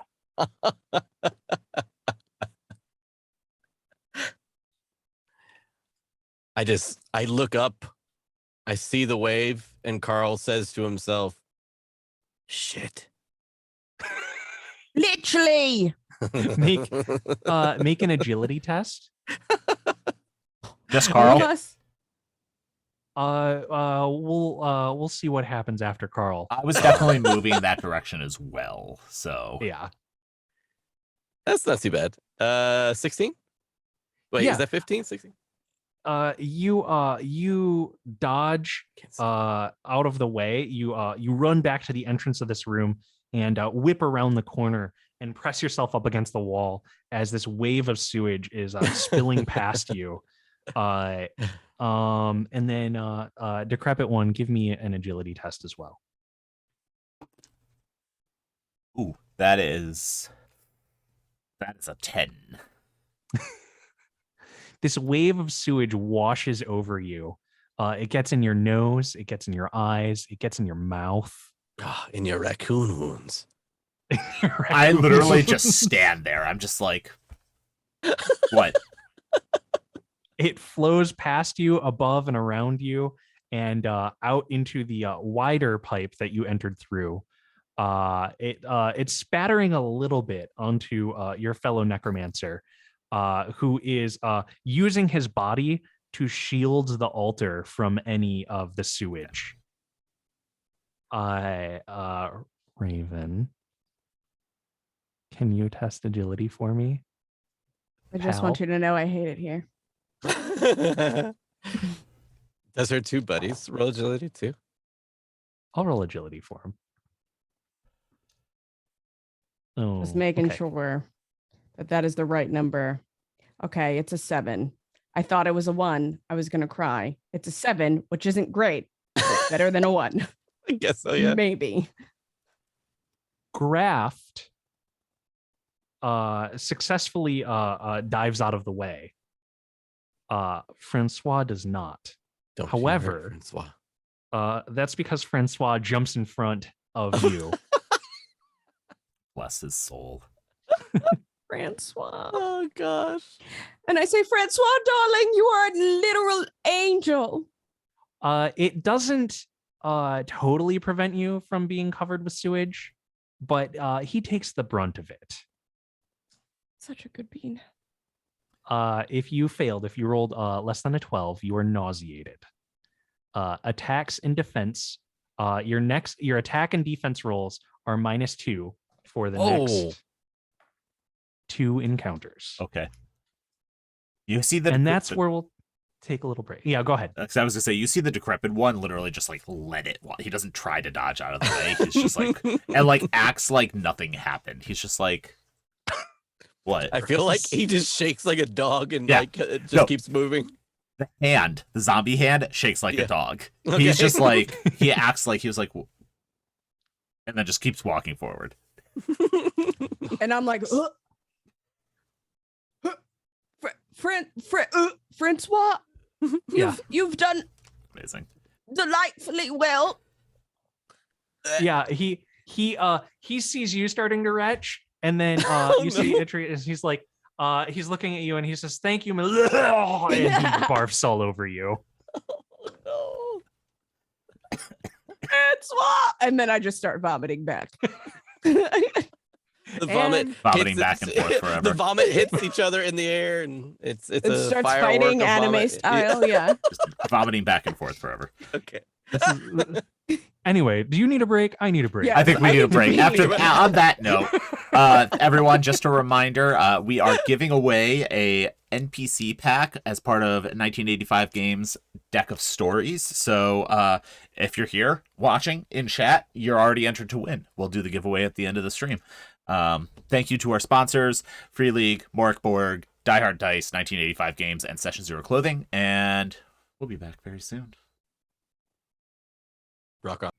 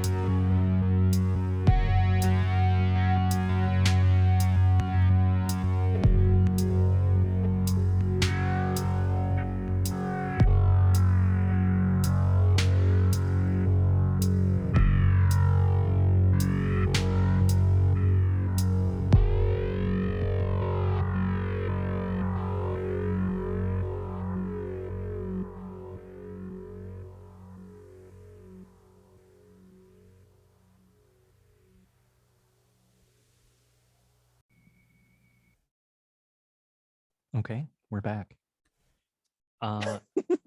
You Darn. have just been washed over with a wave of delicious sewage gathered from the. Oh yeah, I'm gonna make you regret eating those chips. You chose this. 3 days of rain outside of Galgenbeck, and the sewers have been flooded with all of the dirt and drippings that have collected from the cobblestones, from the people, flowing into these sewers. I'm gonna Here. put these away. The whole city. It's Okay. like the whole city and all of its dirt said hello to you all at once. Lovely. But as soon as it's upon you, it's gone again. Other And than you are that, looking. lingering two encounters worth of reduced attack and Yes. defense. Other than the nausea that's going to follow you for 1d4 encounters. Carl will don his like wooden mask and just like breathe into it like oh god. You have, is it like a plague doctor mask where you have herbs stuffed inside it? There is now. Like Yeah, rotting, absolutely. well, rotting mushrooms, I assume. Sure, of course. Yeah, like there's like a hole that's like bored out. Matter of fact, that's kind of if you'll allow it, game master, that is how Carl kind of like not satiates, but he microdoses himself throughout the day. He'll just smashes some like dusty old mushrooms so that there's like tons and tons of spores within the mask, and then dons the mask. Yeah. I mean, why would I want to harsh your mellow and tell you now? Good. I mean, at this point, Huria just smells like bile in her nostrils as it has like come up and like singed the cilia. Good word. Wow. Proud of myself for that one. 10 points. 10 points. Right. That was a good one. And is just angry. Very like quietly trudging through the shit angrily. When did it's the shit become a good thing? Because like You know, I'd like to find their mother and have some strong words. So you are looking at a standpipe. This one is a smaller, narrower. At its tallest, it's only 6 feet tall. You've got ankle deep sewage. You have to travel single file. And the sewage wave has extinguished any light that was in this particular channel. Who goes first? I'm just walking. I was about to say, decrepit. Angry stomping. I appear. Splish, splash, splash. I'm definitely am affected by it, but I appear completely unfazed by the wave of sewage. Like that was normal, and I'm just like, okay, and just keep going down the tunnel. And okay. I'm probably like closely behind, like very like I have murderous intent in my eyes. I said we bring death. If you have murderous intent in your eyes, you do see that the necromancer has some when you get washed with shit. Perfect. This like bearded, ragged guy. Is he still with us? Yeah, it washes over you. You're pretty furious, and you hear like he's protected his altar, and you hear him like let out just the barest little giggle. When I'd like to try to slice his throat with my knife. Okay. Carl will, the second he hears the laugh, oh, big mistake. Yeah, give me a damage roll. It takes him by surprise. Okay, so that is a D4. That's a 4. Oh, Okay. Nice. Would have killed me. Yeah. Carl is holding his throat right now. Ugh. Okay. Yeah, he holds his hand up to his throat. He looks surprised, and he's reaching into his robes and he's drawing forth a very fancy ornamental knife. I would like to try to grab his hand Mhm. as he does, like as he tries to do that, Mhm. and then like whisper in his ear, "It is she who brings denial." Make your choice of let's make it a strength test. Okay. Don't like that. Is there any way I can help? Yeah. As I was right next to her, I would love to place my hand over Hurria's hand and like have the knife or dagger or whatever he pulled out pointed towards like his temple, and I will attempt to like help push, and like I want to push his own knife into his temple with her help. Okay. All right. As she Oh, says it's a good thing you're helping me, because that is a hole too. Dan, why don't you give me a strength roll as well? Okay. That's that's an 18, baby. Ooh. Yeah, okay. I'm gonna roll damage for his own ornamental knife. We're just murdering this guy. Yeah, the two of you together, you grab his own arm and you jam his knife back into his own temple, and his eyes roll in his head and he falls over dead. Love that. I just look over at Hurria. I like And squint my eyes. I share And the I- squint. I go, "You do stink a little though."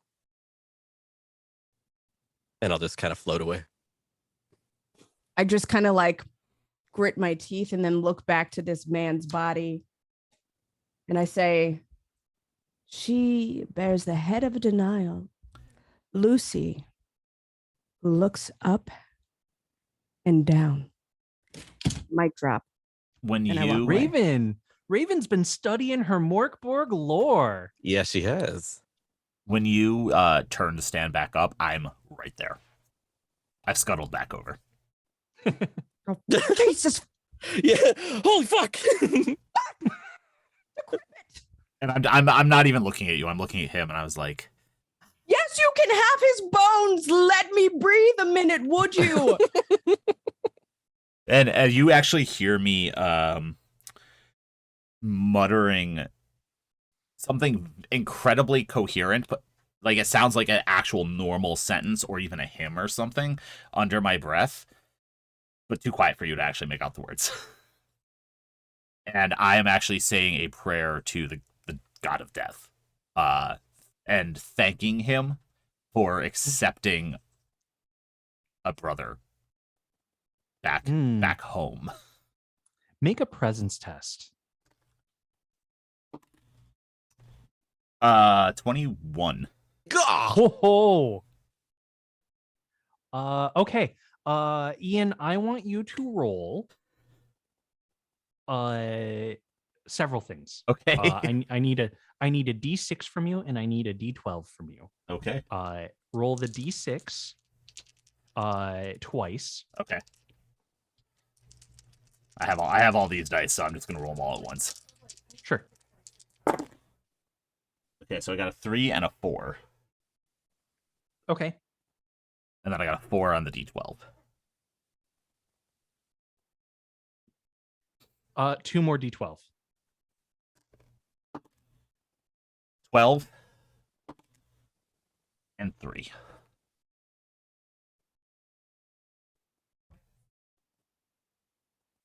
Not to throw anything off, but would that have counted as an encounter for Raven's poopy smell?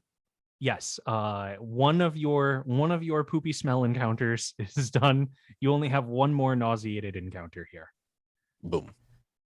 Fantastic. You Decrepit one, you whisper a prayer to Necrobol, the god of death, but you hear faintly a voice come from the coins and says,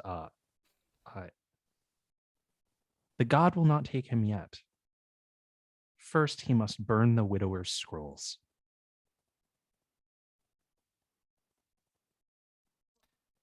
Burn the widower's scrolls. Interesting. Just a heads up, Rob, I think we can hear somebody talking in the background. Or I don't know somebody. is that me? It's me. Okay, never mind. Sorry. Okay. Okay, then I will I'm actually gonna take the coins. Okay. Yeah, you've got a pouch here, a coin purse. There is one. Let's see. Yeah, you open it and there's one coin in it.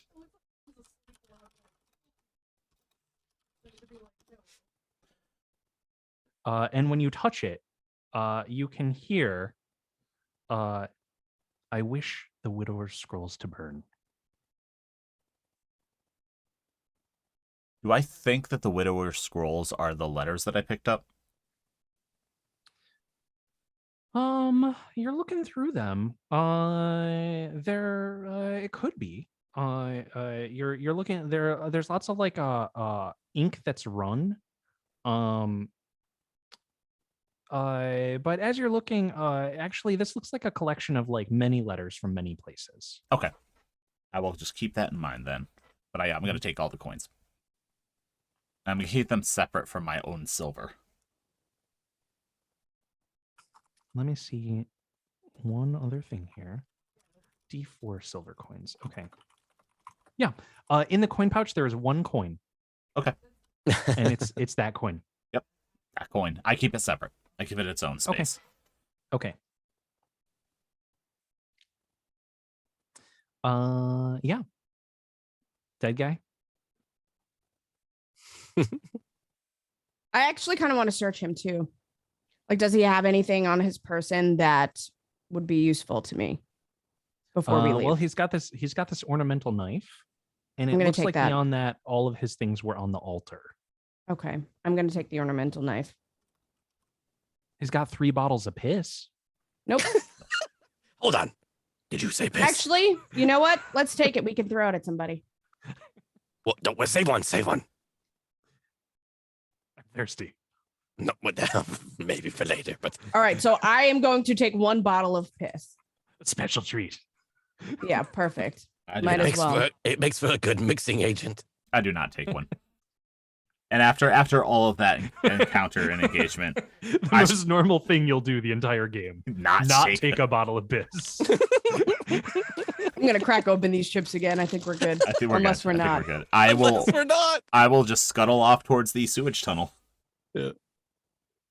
I just look at Francois like as I'm like wiping the blood off of my hand from stabbing that guy in the temple. Where were you on that one? Yeah, he you see that he's looking around, he's feeling, and he's wiping the poop sludge from his eyeballs, and he says, "What one?" Never mind. I just keep walking. Oh, that poor sweet bean. Okay. You move through the sewers until you come to a room that has a draft. The air smells a little more pleasant here. There's and you actually whoever's first. Is that you, Dan? I think that was I was about to say I think that's Decrepit, then me. Okay. Whoever's first, you trip. There's a hole in the ground. Just a subtle indent. And when you trip and fall, you look up and you can see that there's light, and there's a stone shaft that goes up who knows how long. And in this sort of like basin here, is a mound of tarnished coins. Tarnished. Earlier, Okay. remind me that the voices from the dead said that the coins were wishes to a god. Yeah. God of the well. Mm-hmm. Yeah, there's at least 100 silver here. I am going to leave it. I'm not going to touch Mhm. any of it. I'm already like completely covered in the sewage. I don't care that I tripped. I'm just going to move around it and keep going. But I'm going to look Okay. around. Is there anything that's not coin? Just coins. Okay. For Carl and Herja, you see me almost like reverently avoid taking any of the coin. The only reason Carl would even remotely not touch these things is when the decrepit one won't even touch them. Mm-hmm. I was gonna grab them, but since you said that you were purposefully like not, then Carl will not. Yeah, you see me like trip over. I tripped over the coins, right? Yeah, there was like a like an indent in the ground, and you can see that like it's like repeated tinking of the coins has like carved out a little divot. Okay. Yeah, you see me like look up Mm-hmm. and then look down and take stock of what this is, and then pause because I'm remembering what the dead told me, and then I just kind of back up away from it and move around it. And it's one of Carl, those when you- moments where he walks normally. He just like walks around it and then starts scuttling again. Carl, you lean in to consider the coins for a moment, Mm-hmm. and one hits you on the back of the head for 2 damage. You're leaning over the coins, you're looking at them, and then you feel one like it gets you like and you look up and there's like this shaft, and like one has like knocked you in the head. Can we And- talk about how that would have killed Ian last session? Okay, all right, sorry. when Ian had 2 hit points. Just Killed by coin. Gets him quite just Just straight like, through it. yeah, like a bullet. Straight I to wish the you ground. were dead. Okay, Which So- granted. it knocks into me. And as it does, roll 2d6 and 3d12 What the fuck? Okay, for damage. 2d6 and 3d12. Yeah, give me them all separate, not as a total. Okay, slash roll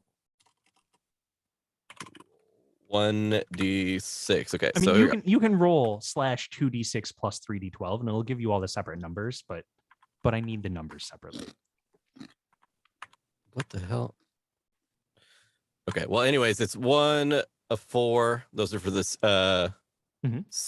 6s and 3d12. You said. Yep. 11. Mm-hmm.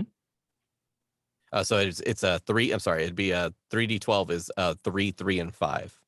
3, 3, and 5. Got it. Oh no. So what just happened?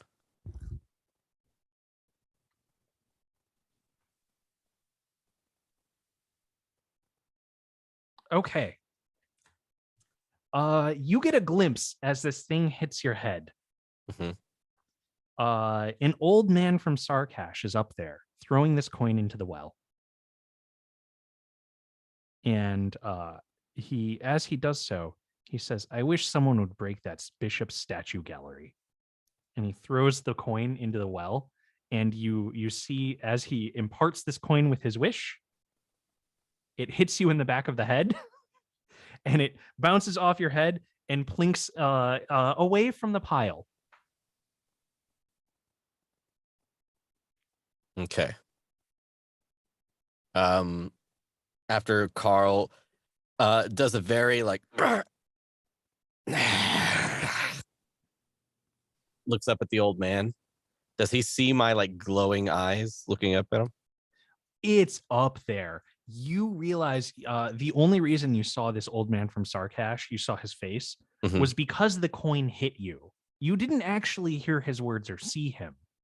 But like when the coin Oh. hit the back of your head, you had a flash of what his wish was Oh shit. and what he looked like.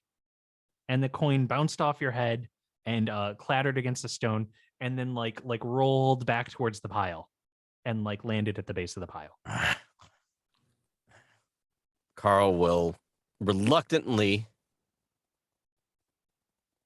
look around and be like, I was gonna still grab another one just to see if I could like maybe see another vision.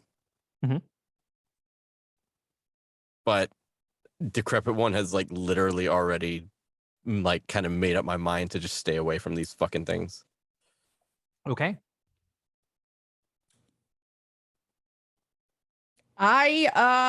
I'm the last one in, so I see all this shit, and I'm just like, okay, and I kind of skirt around the outside. Yeah. Like I do a little shimmy. Yeah. Against like the wall, Mhm. and meet up with. So like I'm assuming that it's like a circular room, Mhm. and they kind of went one way, and I'm skirting around the other.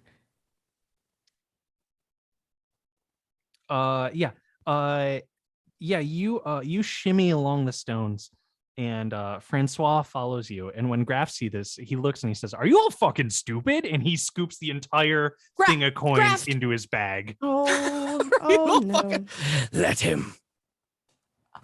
On Graf, darling, listen, this is not a great idea, but I'm very This curious. is like 150 silver. Yeah. Enjoy Yes, it while darling. you still Yes, breathe. you enjoy that, dear. Yes. Give Francois your sword for me. No, I gotta protect my silver now, Graft. mistress. He's sassy, I say to the Decrepit One. And I look, And I rich. look at Francois, and my murderous intent is still not gone. Mm-hmm. And I feel bad for poor Francois, who just had to wipe shit out of his eyes. And though killing the old dude felt great, Graft is really getting on my nerves. Mistress, he has a sword. Graft, listen very closely. Mistress. How are we supposed to have gossip if you are dead? No, I mean, I just got a wave of great gossip every time. Like I heard like 150-ish pieces of great gossip there as I was scooping those up. Okay, I see you are not smart. Do you think that is a good idea that your money is talking to you right now? Everybody says money talks. I know the methane's strong down here, darling, but maybe you should put it down. He holds up a silver. See, this one says, "Speak to the widower's causeway." That doesn't make any sense. That must have been a crazy person. This one says, And I look at Francois. "Worship the ancient silver." Done. Look at that. I'm doing that one already. Check. I look at Francois, Mwah! who He shoves is it back in the bag. going to be carrying my warhammer because we made the mistake of not bringing it the last time. So he's got it. And I just kind of like snap my finger and like wave at Burn the bishop's vision? Graft All right, to I like guess I gotta burn some indicate eyeballs. to Francois to like hit him in the face while he is busy like the back of the head while he's busy counting. Yeah, he's going through and he's now like kind of obsessed, and like every time he grabs one of these, he's like starting to repeat, and Francois smashes him in the back of the head and cracks his skull open. His brains go flying. Good. Oh my god. Goodbye, Graft. You're useless. Yeah, he collapses on top Decrepit. of his bag of money. When that happens, Oh I just my God. immediately scuttle over, pick up the bag, and dump it back where it belonged, and then I will. I just make eye contact with Persia. Nice. Okay. And then I look at like the brains that now have like exploded from this skull and like Mhm. I've started to paint some of the walls are now oozing. Yeah. And I look at Carl and I Hmm. say, Carl, darling, a Yes. gift. A very rare gift. Brains still fresh and warm. I just wanted to say thank you so much for helping me earlier. I am not going to lie. I hated Graft. You know, I wanted to suplex him the moment he spoke. same. Super. Although the gossip was good. I do like a bit of tea. I'm just as I move back towards the front of the group, I'm going to reach down and pluck out a bit of skull. Beautiful. And then I turn and I look at Francois and I kind of just like pat his like shit moistened cheek. And I say, darling, you are so delightful. And I just keep walking. He picks up Graft's sword. Oh, good. So now I have a sword. Let me put that in here. What does a sword do? I must say, getting this sword was much easier now that he's dead. I'm so proud of you. You did so well.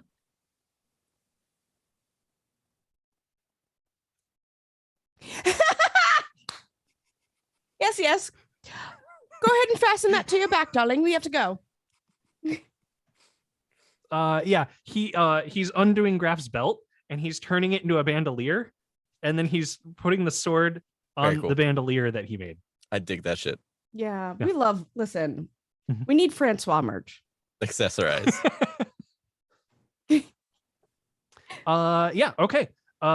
You leave the bottom of the wishing well here. And you continue on down a wider tunnel. And wandering in this tunnel, there's a humanoid. There's a fine mist surrounding it. You see necrotic, tumorous growths on his shoulders and heads. He's clicking and clucking in a twisted mimicry of language. A necklace of fingers rattles around his neck. I actually like that. Why is it always got to be fingers? And I kind of just like look around. Like, is the mist one that I would know based off the last ritual? It's different. This actually it doesn't look like this obscuring thing that was this spell that was cast upon you. But Carl, you see that it's some kind of spore. There's a spore cloud. Is there any way to determine the source from my, I guess, knowledge? They seem to be following this figure. From the figure itself. Yep. Okay. When we see him, you will see the decrepit one stop, look Mhm. visibly very intrigued, but just kind of hang back and observe. I kind of, as soon as I see the spores, I kind of hold out like I say decrepit hand right after you say decrepit. I hold out my spindly hand just to kind of like, hold on. You can't tell if these are toxic spores, benign spores, what's going on here. Mm-hmm. But you do know that some fungi can be fatal. I guess he's not a fun guy. Oh no. I'm leaving. Oh yeah. What has Graft done to you? It's a good question. Carl will say, just Take care, especially around the spores. Mm. The figure is approaching, and you see that the spores are thickening behind it. But it comes to there's like a swirling of spores, and it stops in front of you. I'm sorry. That's a dialect I don't understand, dear. He's like pointing at his necklace of fingers. You want a finger? Is that the toll? I pull out one of the giant toes. I hand it to him.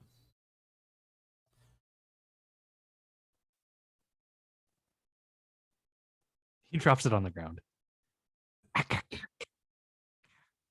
He wants a finger, darling. He doesn't want a toe. One moment. Yeah, I was gonna say I go through my robes and see if I have a finger.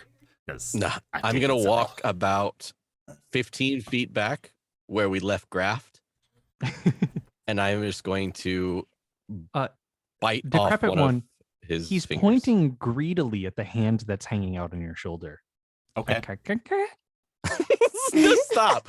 Stop! I Rob. ignore him until Carl comes back.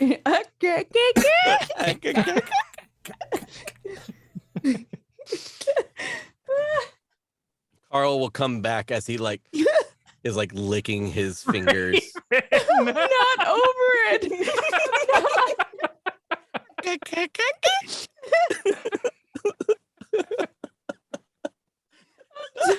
I am not over that. I am not. I just like how that was so casual too, and like we all just went with it. Yep. Okay. Yep. Ooh. Yep. Oh, that was From funny. tone and context clues, I think I get where he's coming from. Honestly, I know exactly what he wanted. Yeah. And I'm gonna scoop up the toe Okay. and Yeah. put it away again. Okay. So Carl will return with 3 fingers. When you go to find, you go back to look for Graft, he and the silver are gone. Son of a bitch. I shit. I mean, you could go back to the other dead body we left. we have left a hallway full of dead bodies. Don't cross me. Okay, I'm gonna take a moment to just go back, see if is the other body there. The other body is still there. Then I will take a moment to gnaw off 3 fingers. Okay. In the meantime, I just look at this creature and I say, You see, "You come here. You come here often." This creature is like drumming his fingers along his arm. Okay. Well,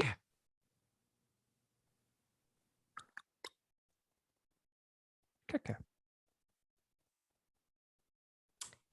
I don't know what you said, but I'm sure it's important.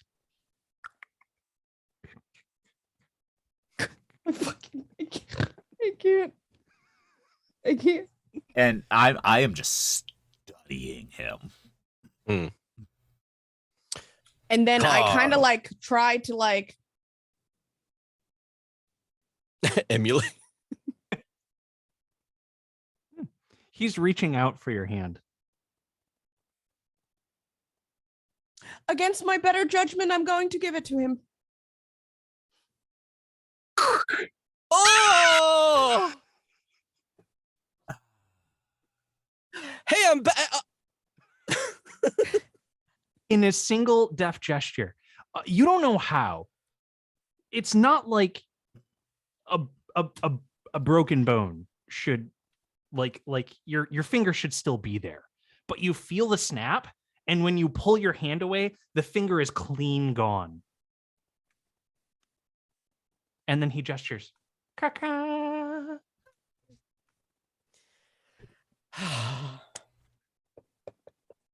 All right, Could have at least I got. let me giving it to you. Caca.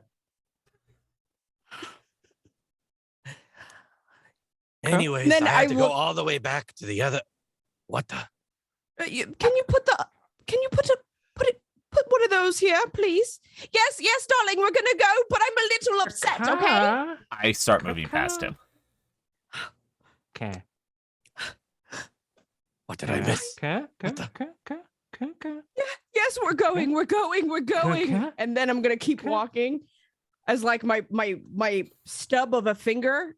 You is see, just you never saw him attach it to the necklace, but you see your finger hanging around his neck.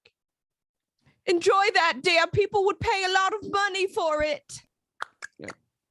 And I just walk. Thanks again. Come again.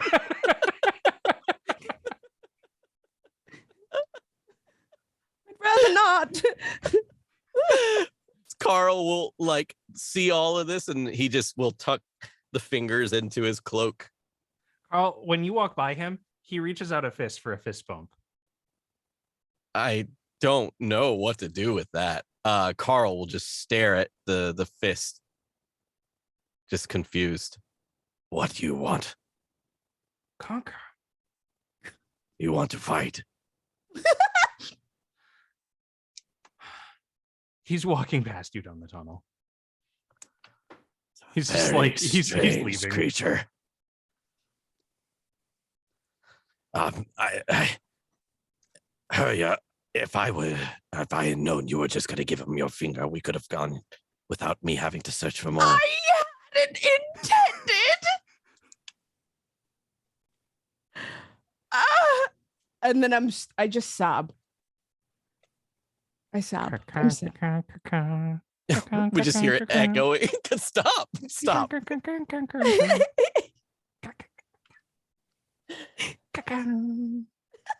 He's gone. And scene. All right. Well, It's so hard to not lean into the gimmick that is breaking Raven. I have 3 t-shirt ideas for this episode already. I'm sorry. right, like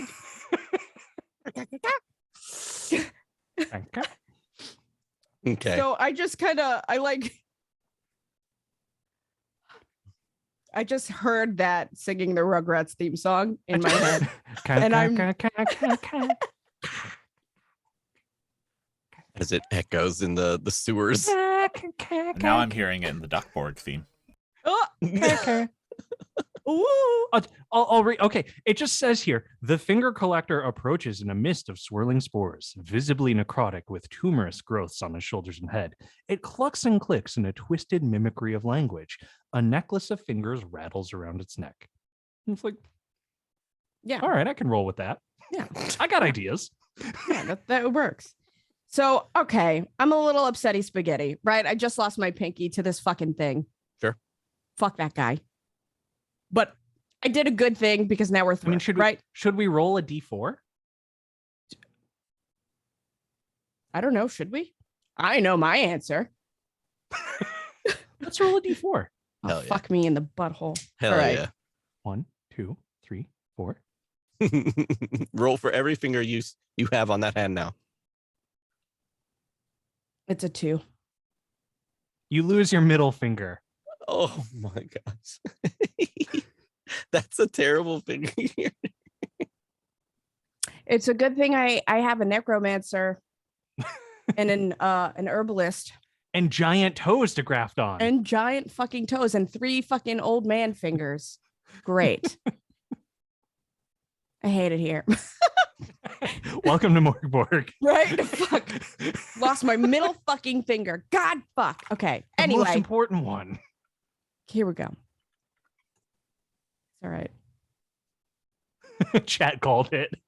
They literally did. At least it's not the middle one. Middle finger gone. Mm-hmm. You just have to graft some fingers on. Yeah. Oh, Ah. too bad he's gone. Wonder where he went and why. Yeah. Well, rude. Crunch, crunch, crunch. That was homophobic if I'm honest. That whole instance. It was homophobic. The scent of fresh blood wafts as you continue down this hallway. Is it The mine? masonry begins to crumble. No, you've got like a clean stump. It's like there was never a finger there to begin with. Oh shit. It's not even like a scar. It's just like why would a finger have been there? There's obviously no spot for it. So now, Interesting.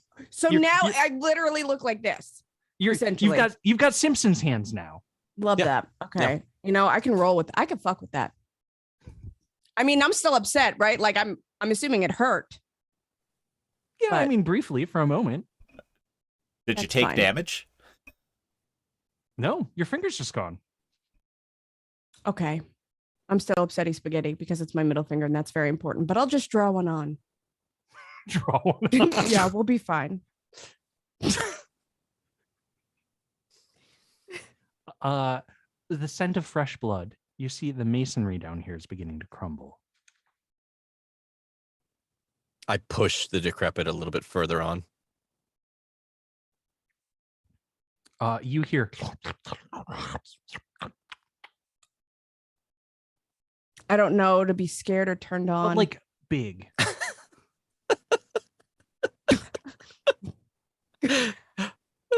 I'm a menace. getting silly. Like I'm stirring getting a pot of silly macaroni now. and cheese.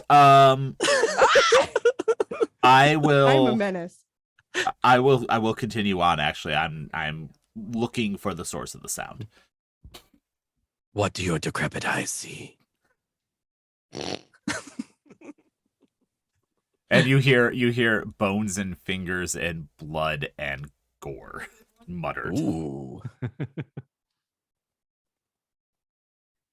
Well, why don't I show you what you see? The back of a hulking beast that takes up nearly the entire room. Shit. At first, it just seems like a hill of garbage. And then you realize it's moving. Its thick, gray, leathery skin is bristling with arrows and blades punctured into it. You see some gold being caught in torchlight that is wrapped around some horns, and a giant maw is feasting upon some bodies.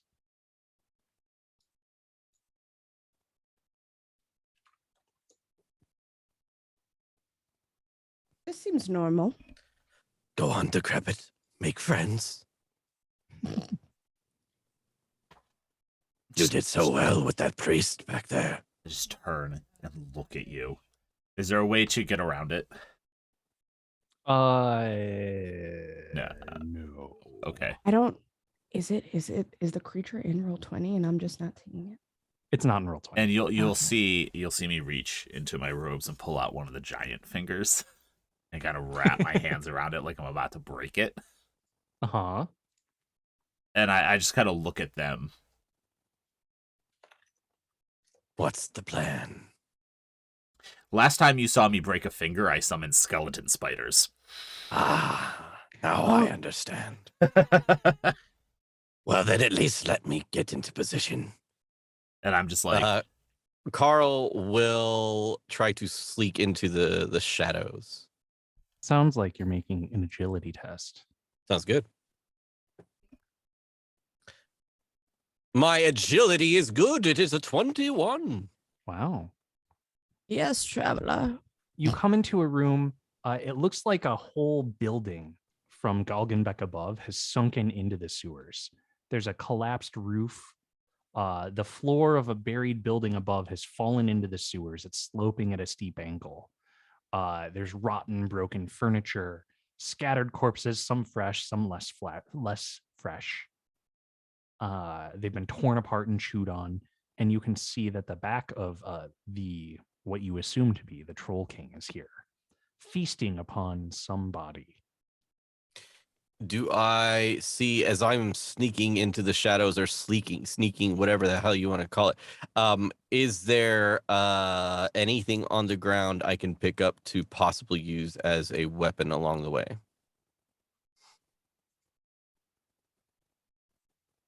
From all the dead bodies, I assume there might be equipment. You see there are many weapons sticking out of his back, sunken into him.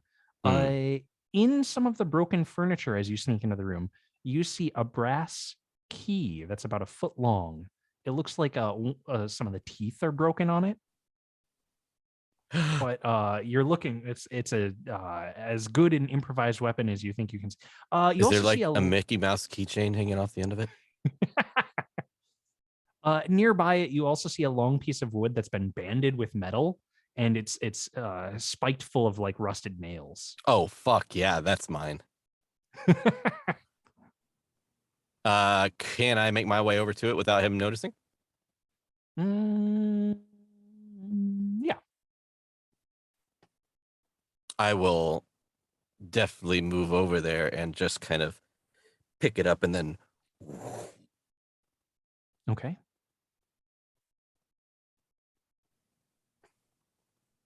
I'm just kind of watching what's going on right now. Mm-hmm. Okay. And I am looking at Francois, and I'm looking to see if he is reacting since he senses danger. Mm-hmm. Is he reacting? Francois, yes, Francois can sense danger. Francois doesn't like this. Not one bit. Hmm. I believe that is the Troll King, mistress.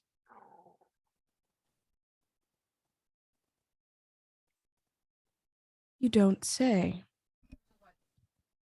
And now, like, the gears are turning. Mm-hmm. I kind of want to feel the troll out. Like, I want to do a vibe check.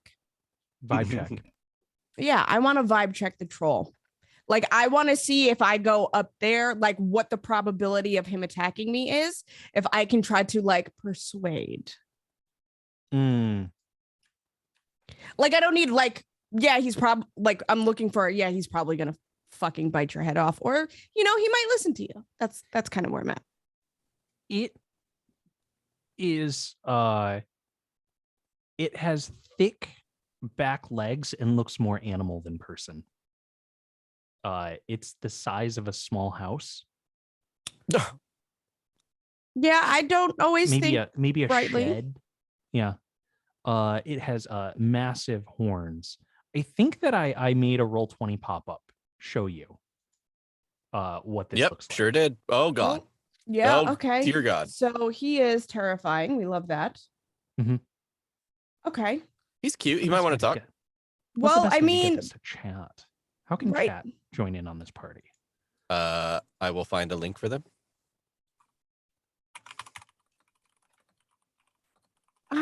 Like, okay, but didn't we say at the beginning, like, there may have been a seer who's trying to kidnap the troll for revenge? Let's see. Chat. Let me know if this link works. Yeah, sure does. Yeah. I've even Very got cool. I got another one as well. I'm gonna toss in there. Oh, just kidding. Y'all can't post links. Send those to me in Zoom. I'll post them. Okay. Okay. So I'm not mistaken on that, right? Or am I? Because I could mishear things because I'm really good at that. Remind me one more time. You're trying to There was a seer that was exiled that has returned, and she is trying to kidnap the Troll King for her own benefit. That was the rumor at the bar. That's what I'm saying. I am trying to, I guess, almost like one, I want to know. Right. Forgive me, I'm going to D&D. I'm trying to find the equivalent, but I almost like want to do a history check. Sure. To see like what I know. If I'm assuming that I would know something.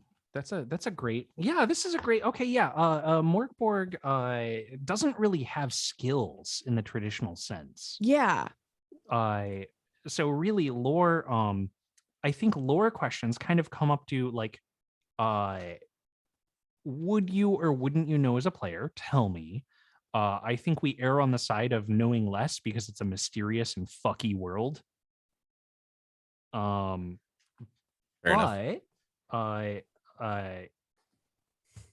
don't know. There could be a good reason. Let's read. Let me read about trolls real quick here. What you know about trolls? They, Jeez. when they are wounded, they come back stronger and they never forget a wound. Okay. The more they've been wounded, the larger they grow. This Okay. one is pretty large. Okay. Okay. They are, in fact, quite easy to hit. Well, they're massive, so yeah. It's a fucking shed with horns. Yeah. It's a shed with horns. It's a horny shed. Yep. That was my nickname in college. Anyway, moving on. Can you tell the ADHD meds have worn off or no? We'll wrap up soon. No, you're good. I'm just like my mouth or my brain to mouth filter is gone. Yeah, I feel you. Um, It's that time of the night. So now is there anything else that we know about trolls that I would know about trolls, considering that I have tried or I have been planning something like this for a while? Yeah, you know that they have like a feral animal instinct. Okay. Okay. So I kind of like gesture to Francois to quickly like try to get the body of the old guy. And I kind of like, Francois, darling, no sudden movements, but I need you to go pick up that body from where the altar was, okay? Mistress, And if you need to, I think this is going to take several minutes at least. Perhaps we should consider fleeing. no, dear, no. And But with your permission, I bid you adieu. Gone.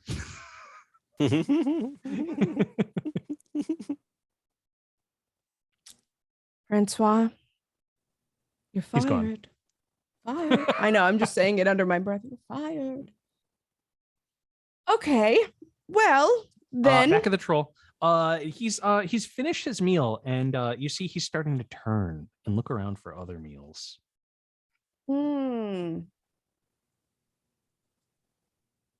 Give me a second. I'm thinking of something. Y'all do your thing. But I'm marinating on an idea. I am. Okay. GM, Mm-hmm. give me your thoughts. Yeah. Okay. I have that potion of red poison. Yeah. It does not say anything aside from that it causes, you to make a DR roll. If you fail, you take damage. Would I be able to apply it to a weapon? Yeah, definitely. Perfect. Okay. So I just take it, and it's called red poison because it is very much a liquefied blood slash solution of possibly like some old. Oh, you know what? No, it's not blood, but it's like a weird root that when sliced, like a red ichor, like a red goo kind of comes out of the root, and that is what makes the basin of the poison. Anyways, I just pour it out onto this spiked club that I just picked out, and I'm kind of. I look over at you very quickly, and I almost kind of like put a hand up to like slow down. And I say, whoa. He's snuck away here, so I think he's. Give me a presence test to see if you see him. Who, me? Yeah. Okay. And Ian, what's the decrepit one doing during all of this? I still have the finger. That's a toe, 16 I guess. with my modifier. Yeah, you see Carl is lurking here, applying poison to this long band of this long piece of wood that's banded with metal and rusted nails. Okay. And that's when the troll turns around and sees you, Haria. And Okay. it looks at you, and it lets out a scream Mhm. that Whoa. sounds just like someone screaming while being eaten. Oh. Like it's mimicking a voice. Mhm. Ah! Jesus. Okay. And I put my hands up. It's stomping I- towards you. Do it. Go ahead. And really quick before, I just kind of I am walking towards it. Right? Okay. Hands up, not in Uh-huh. a submissive fashion, but in a way to maybe start the process of taming. That's what I'm trying to do as it's stomping towards me. And I say, hey, I'm not going to hurt you. Oh my I God. can get you food. As it's stomping towards me, I'm very quietly speaking. Doing my own vibe check. Is this thing just about to? I think that depends on the presence check that Raven needs to make, Okay. which so I'm going to scared. say has an above average difficulty. Okay, so what? You know what? Don't tell me what I need. Just tell me if I fucking get it or not, because I'll be very stressed out. Come on, girl. You got this. You got this. That's a 17. Ooh. Would you like to use an omen for anything? Oh my goodness gracious. 17 is not. I guess so. All right, big bucks, no whammies. I'm going to use another omen. Another omen. Oh wait, you can let's refresh just what omens add- are for. You can Yeah. just add a certain number. Yeah, omens can be used in many ways. You don't have to re-roll. Oh, that's right. I forgot. Okay. You can lower the difficulty. Yeah, I'm gonna lower the difficulty. Yeah. I'm gonna lower the difficulty. Yeah. I completely forgot. I was like, yeah. No, I'm gonna have to re-roll that. No, Yeah. I'm gonna lower the difficulty. Omens, you can deal max damage on an attack. You can re-roll a die. You can lower a difficulty test by 4. Yeah, that's what I'm gonna do. Okay. You lower the difficulty of this and you roll a 17. You put up your hands and you try to pacify this massive beast. It's looming over you. Mhm. One of its big curling horns that are adorned with all of these necklaces is as big as you. Mhm. And it gets dangerously close to you. And I'm then just. Ooh. it turns around and sprints down like a double wide sewer drain into the darkness. Holy shit, Raven. It just slowly lowers the giant toe and puts it back in his robe like the fuck just happened. I just aged like 10 years. I look at the two of them and I say, we are not to harm it. The more we hurt it, the bigger it will get. And I need it. And I just and now I'm gonna look around and see if there's anything useful in this room, like bones. It was chewing on the arm of some creature, perhaps a goblin. That sounds like there's bones there. You see that Carl has picked out a makeshift weapon. And there's also a brass key that's yay big. I'm gonna pick up the key. Okay. You see me pick it up. Okay. Quite a big key for quite a big lock. Into the robe. Now it looks like Kingdom Hearts, but metal. And I just want my keyblade. Can I sharpen this key at all? That's made funnier by the fact that the stream that just rated us was coming from a Kingdom Hearts TTRPG stream. Oh my God, continue. I love I that. swear. Hell yeah. I swear. You It just didn't know. says a brass key nearly a foot long. One of the teeth has broken and is nowhere to be seen. Yep. Like Keyblade. right out of the book, folks. I'm not pandering to you. into the robe it goes.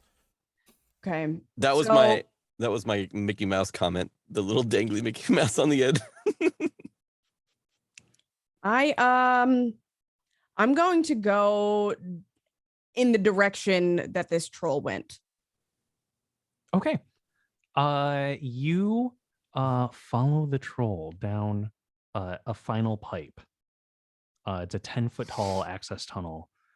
There's a channel of sewage. You have no idea how deep it could be. There's room enough on either walkway for all of you, and the gas lamps here are lit. You go about 100 yards, you see another gas lamp, and once you do, you come into what must be, it looks like once upon a time, it was some kind of chapel, but you can tell that the Troll King has made this his lair. Unnatural foliage, hedges, and shrubs are sprouting from brickwork. Like once there was a city, and over time, things just sank. It's warm. There's a faintly sweet smell. And in the distance, you can hear the sounds of church bells ringing from some tower you can't see. You're looking up, and it seems like this whole church has been just like the whole church was paved over, and somewhere up there is the city that you know you were just walking around in. And there's this chapel beneath the sewers. You can hear the bell. You see that the doors are blown open, and they're roughly as wide, the size and shape of like the troll that just fled from you. And here at the broken doors of this chapel is where I think we'll end for the night. Very nice. Raven, Yes. you queen. Also, you asshole. You scared the shit out of me. I thought you were just troll me. Yeah, I was like, Well, I mean, I was like, sometimes you gotta doing risk it for the biscuit, baby. so I was If like, that- quick vibe check. If that had gone poorly, you very well could have been one shot. Yeah, that's fine. Yeah. You gotta. It's I mean, Mork Borg. there's either this is gonna be totally awesome or completely hilarious. Yep. Just get gored, lose a finger, then lose my life. It's fine. I mean, to be honest, I was okay either way because hell, this game is just so much fun to see us fail as much as it is to succeed. It really Right? is. Yeah. Y'all have been getting like really good rolls, and you've been playing pretty smart. So somehow you've managed to not die yet. You haven't died since Duckborg. You got pasted in Duckborg, and now proper Mork Borg. Everybody's fine. Yeah, it's fine. Everybody's hunky dory. You know what? I thought they said You know this game what? was hard. Maybe I'm the problem. Hey, Maybe no. I'm just being too nice. Is it you? Are you the drama? No. Whatever. You just drilled my head with a fucking coin. Does that mean that I get to, get better since I did a cool thing? Maybe we'll see at the end of this adventure. We'll find out. Okay, I'm sorry. We'll find out. I want to read to you one thing that came up today. Now that we're done with it, I'll peel back because I think that Chris, the creator of this adventure, put in this really cool idea here, and I want the stream to hear it. This wishing well. There's a page here titled "Stolen Wishes," and it says, "The needy and desperate cast their hard-won silver down the well and wish for better things. The tiny god that used to grant them is dead and owes them nothing. But you took the silver, and with it, you took the responsibility." I'm glad I didn't fucking take it. I'm so glad then I it's didn't got- take any. It's got some random tables here for the wish that you'll have to fulfill. And then it tells you the consequences of not fulfilling a wish, Amazing. which I'll leave That's a pretty cool. mystery here. Good. Yeah, Good. yeah, Because- that's great. Because Graft has about, hypothetically, I didn't roll ahead of time or anything, but 143 he's got to fulfill. Well, Graft. it's Well- good that he's dead. Bye, Graft. I'm telling Fucking you. annoying. Yep. I'm telling you. I was this close to suplexing him. He was so annoying. I will note, Bless. Ian, you did pick up one I did pick up from one. the altar. Yes, I did. Yeah. Yep. We'll find out. And that other guy may have that fellow necromancer may have come back from the dead if you didn't take that coin from him. Oh, balls. Yeah. Oh no. He doesn't get to come back from the dead. Yeah, he's done now. Awesome. Dead say dead, unless I bring them back. Oh, that's gonna be weird if Graf comes back. Oh, babe, you know Graft is coming back. Oh, yeah. I can't wait It's to kill okay. him again. I was about to say that just means we get to kill him again. Yeah. True. It's true. Fuck Is you, it Graft. time to say our goodbyes? I think it's time to say our goodbyes and give away this wonderful NPC Oh, pack yeah. from Oh yeah. 1985 Yay. games. So, as just a quick reminder to everyone in chat, all you have to do is say hi or whatever you want. And Are lurkers in on this? lurker, unfortunately, due to the technical demands, lurkers are not entered. You actually have to be active in chat in order for the randomizer to pick you up. But I will do my best.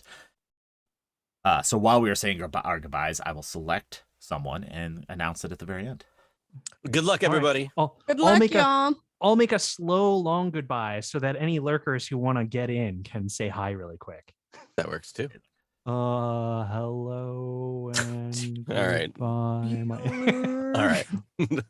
My name is Rob. I am Robert G. Reeve on my own Twitch channel. I am Robert G. Reeve on Twitter. I am Robert G. Reeve on Instagram. I am Robert G. Reeve on YouTube. We'll pretend I use all of those. I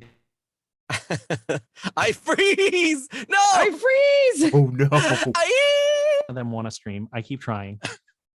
And then on Sunday, I am doing the least likely thing. On Sunday, I am running a game for my cousin, the most straight-laced family member. Love that.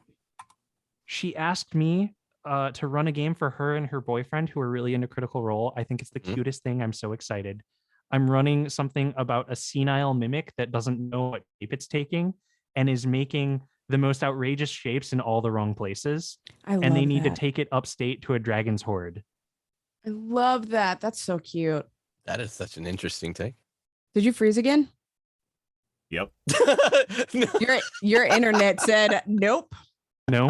I thought he was like, Yeah, we were I good thought he now. was like, here's my story, and then now react. Nothing? That's it? Oh, are you kidding?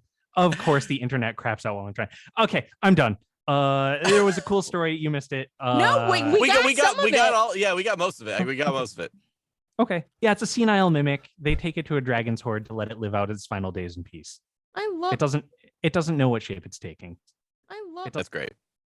I dig it. How dare you make my undead heart beat? And play where today. he gone. There he back. Dan, just go. Dan, just Okay. go. I'm done. All right. Hi, everybody. My name's Carl. My name is Dan Munoz. You can catch me anywhere and everywhere at Nat1Fun. Twitter, Instagram, Facebook, YouTube. That's another one. Anyways, I do a lot of stuff like Dungeons and Dragons. You can see me play Cyberpunk from time to time. There are some future shows coming out that are still in the works, but soon to be announced. And yeah, I'll be busy all weekend. I have an interview tomorrow to talk about horror games, and then on Sunday I have a charity game that I'm going to be a part of. So keep an eye out for that on my Twitter and Discord channel. Ooh, yeah. Please clap.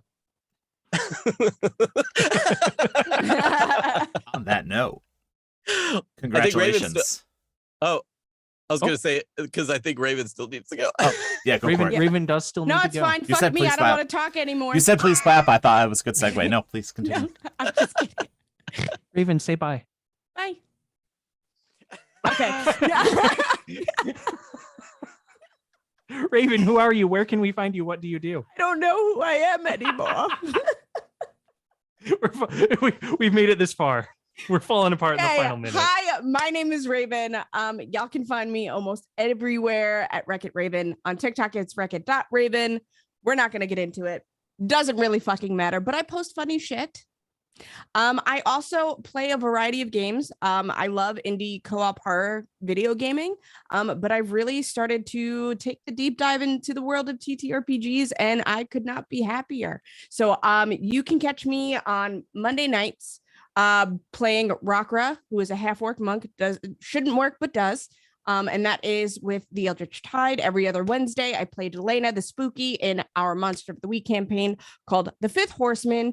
On Fridays, y'all can find me here as Hurya for now. We'll see what happens. Who knows? That could change at a minute's notice. And I also do an Urban Shadows campaign on Saturday nights. It's a little 3-shot. I have other stuff coming up. I'm really, really, really excited. So thanks for letting me punch my mic and welcoming me into the community with open arms.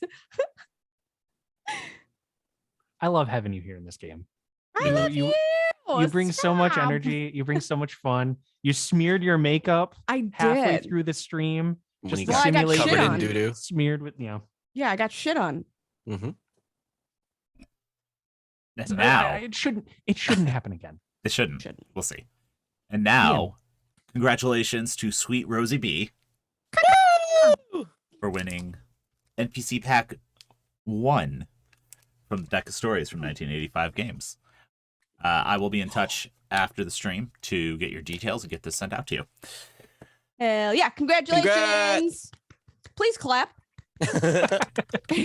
Hey, I am Ian E. Muller, otherwise known as Ravnos on the internets.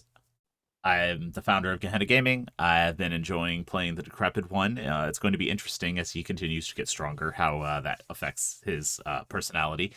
And yeah, you can find me here. We do a lot of stuff. That's all I really have to say about it at this point. We have a new schedule popping up for May, so keep an eye on that. I'll be revealing that this week, and a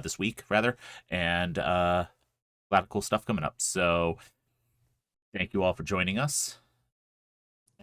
we won't see you next Friday. We'll see you the Friday after that. Yes, Right. We will be back on the 13th. I want to say Is it Oh, is it Friday the 13th? yes. It is a Friday. We It next is play on Friday a the Friday the 13th. 13th. We will see you all on Friday the 13th. Love that. We'll do something special. Yeah. Definitely. Unless anyone of my fellow cast members have anything left to add. Stay classy, Uh, San Diego. Yep. Drink your water. Take your meds. Have a Good good night, night, all. everyone.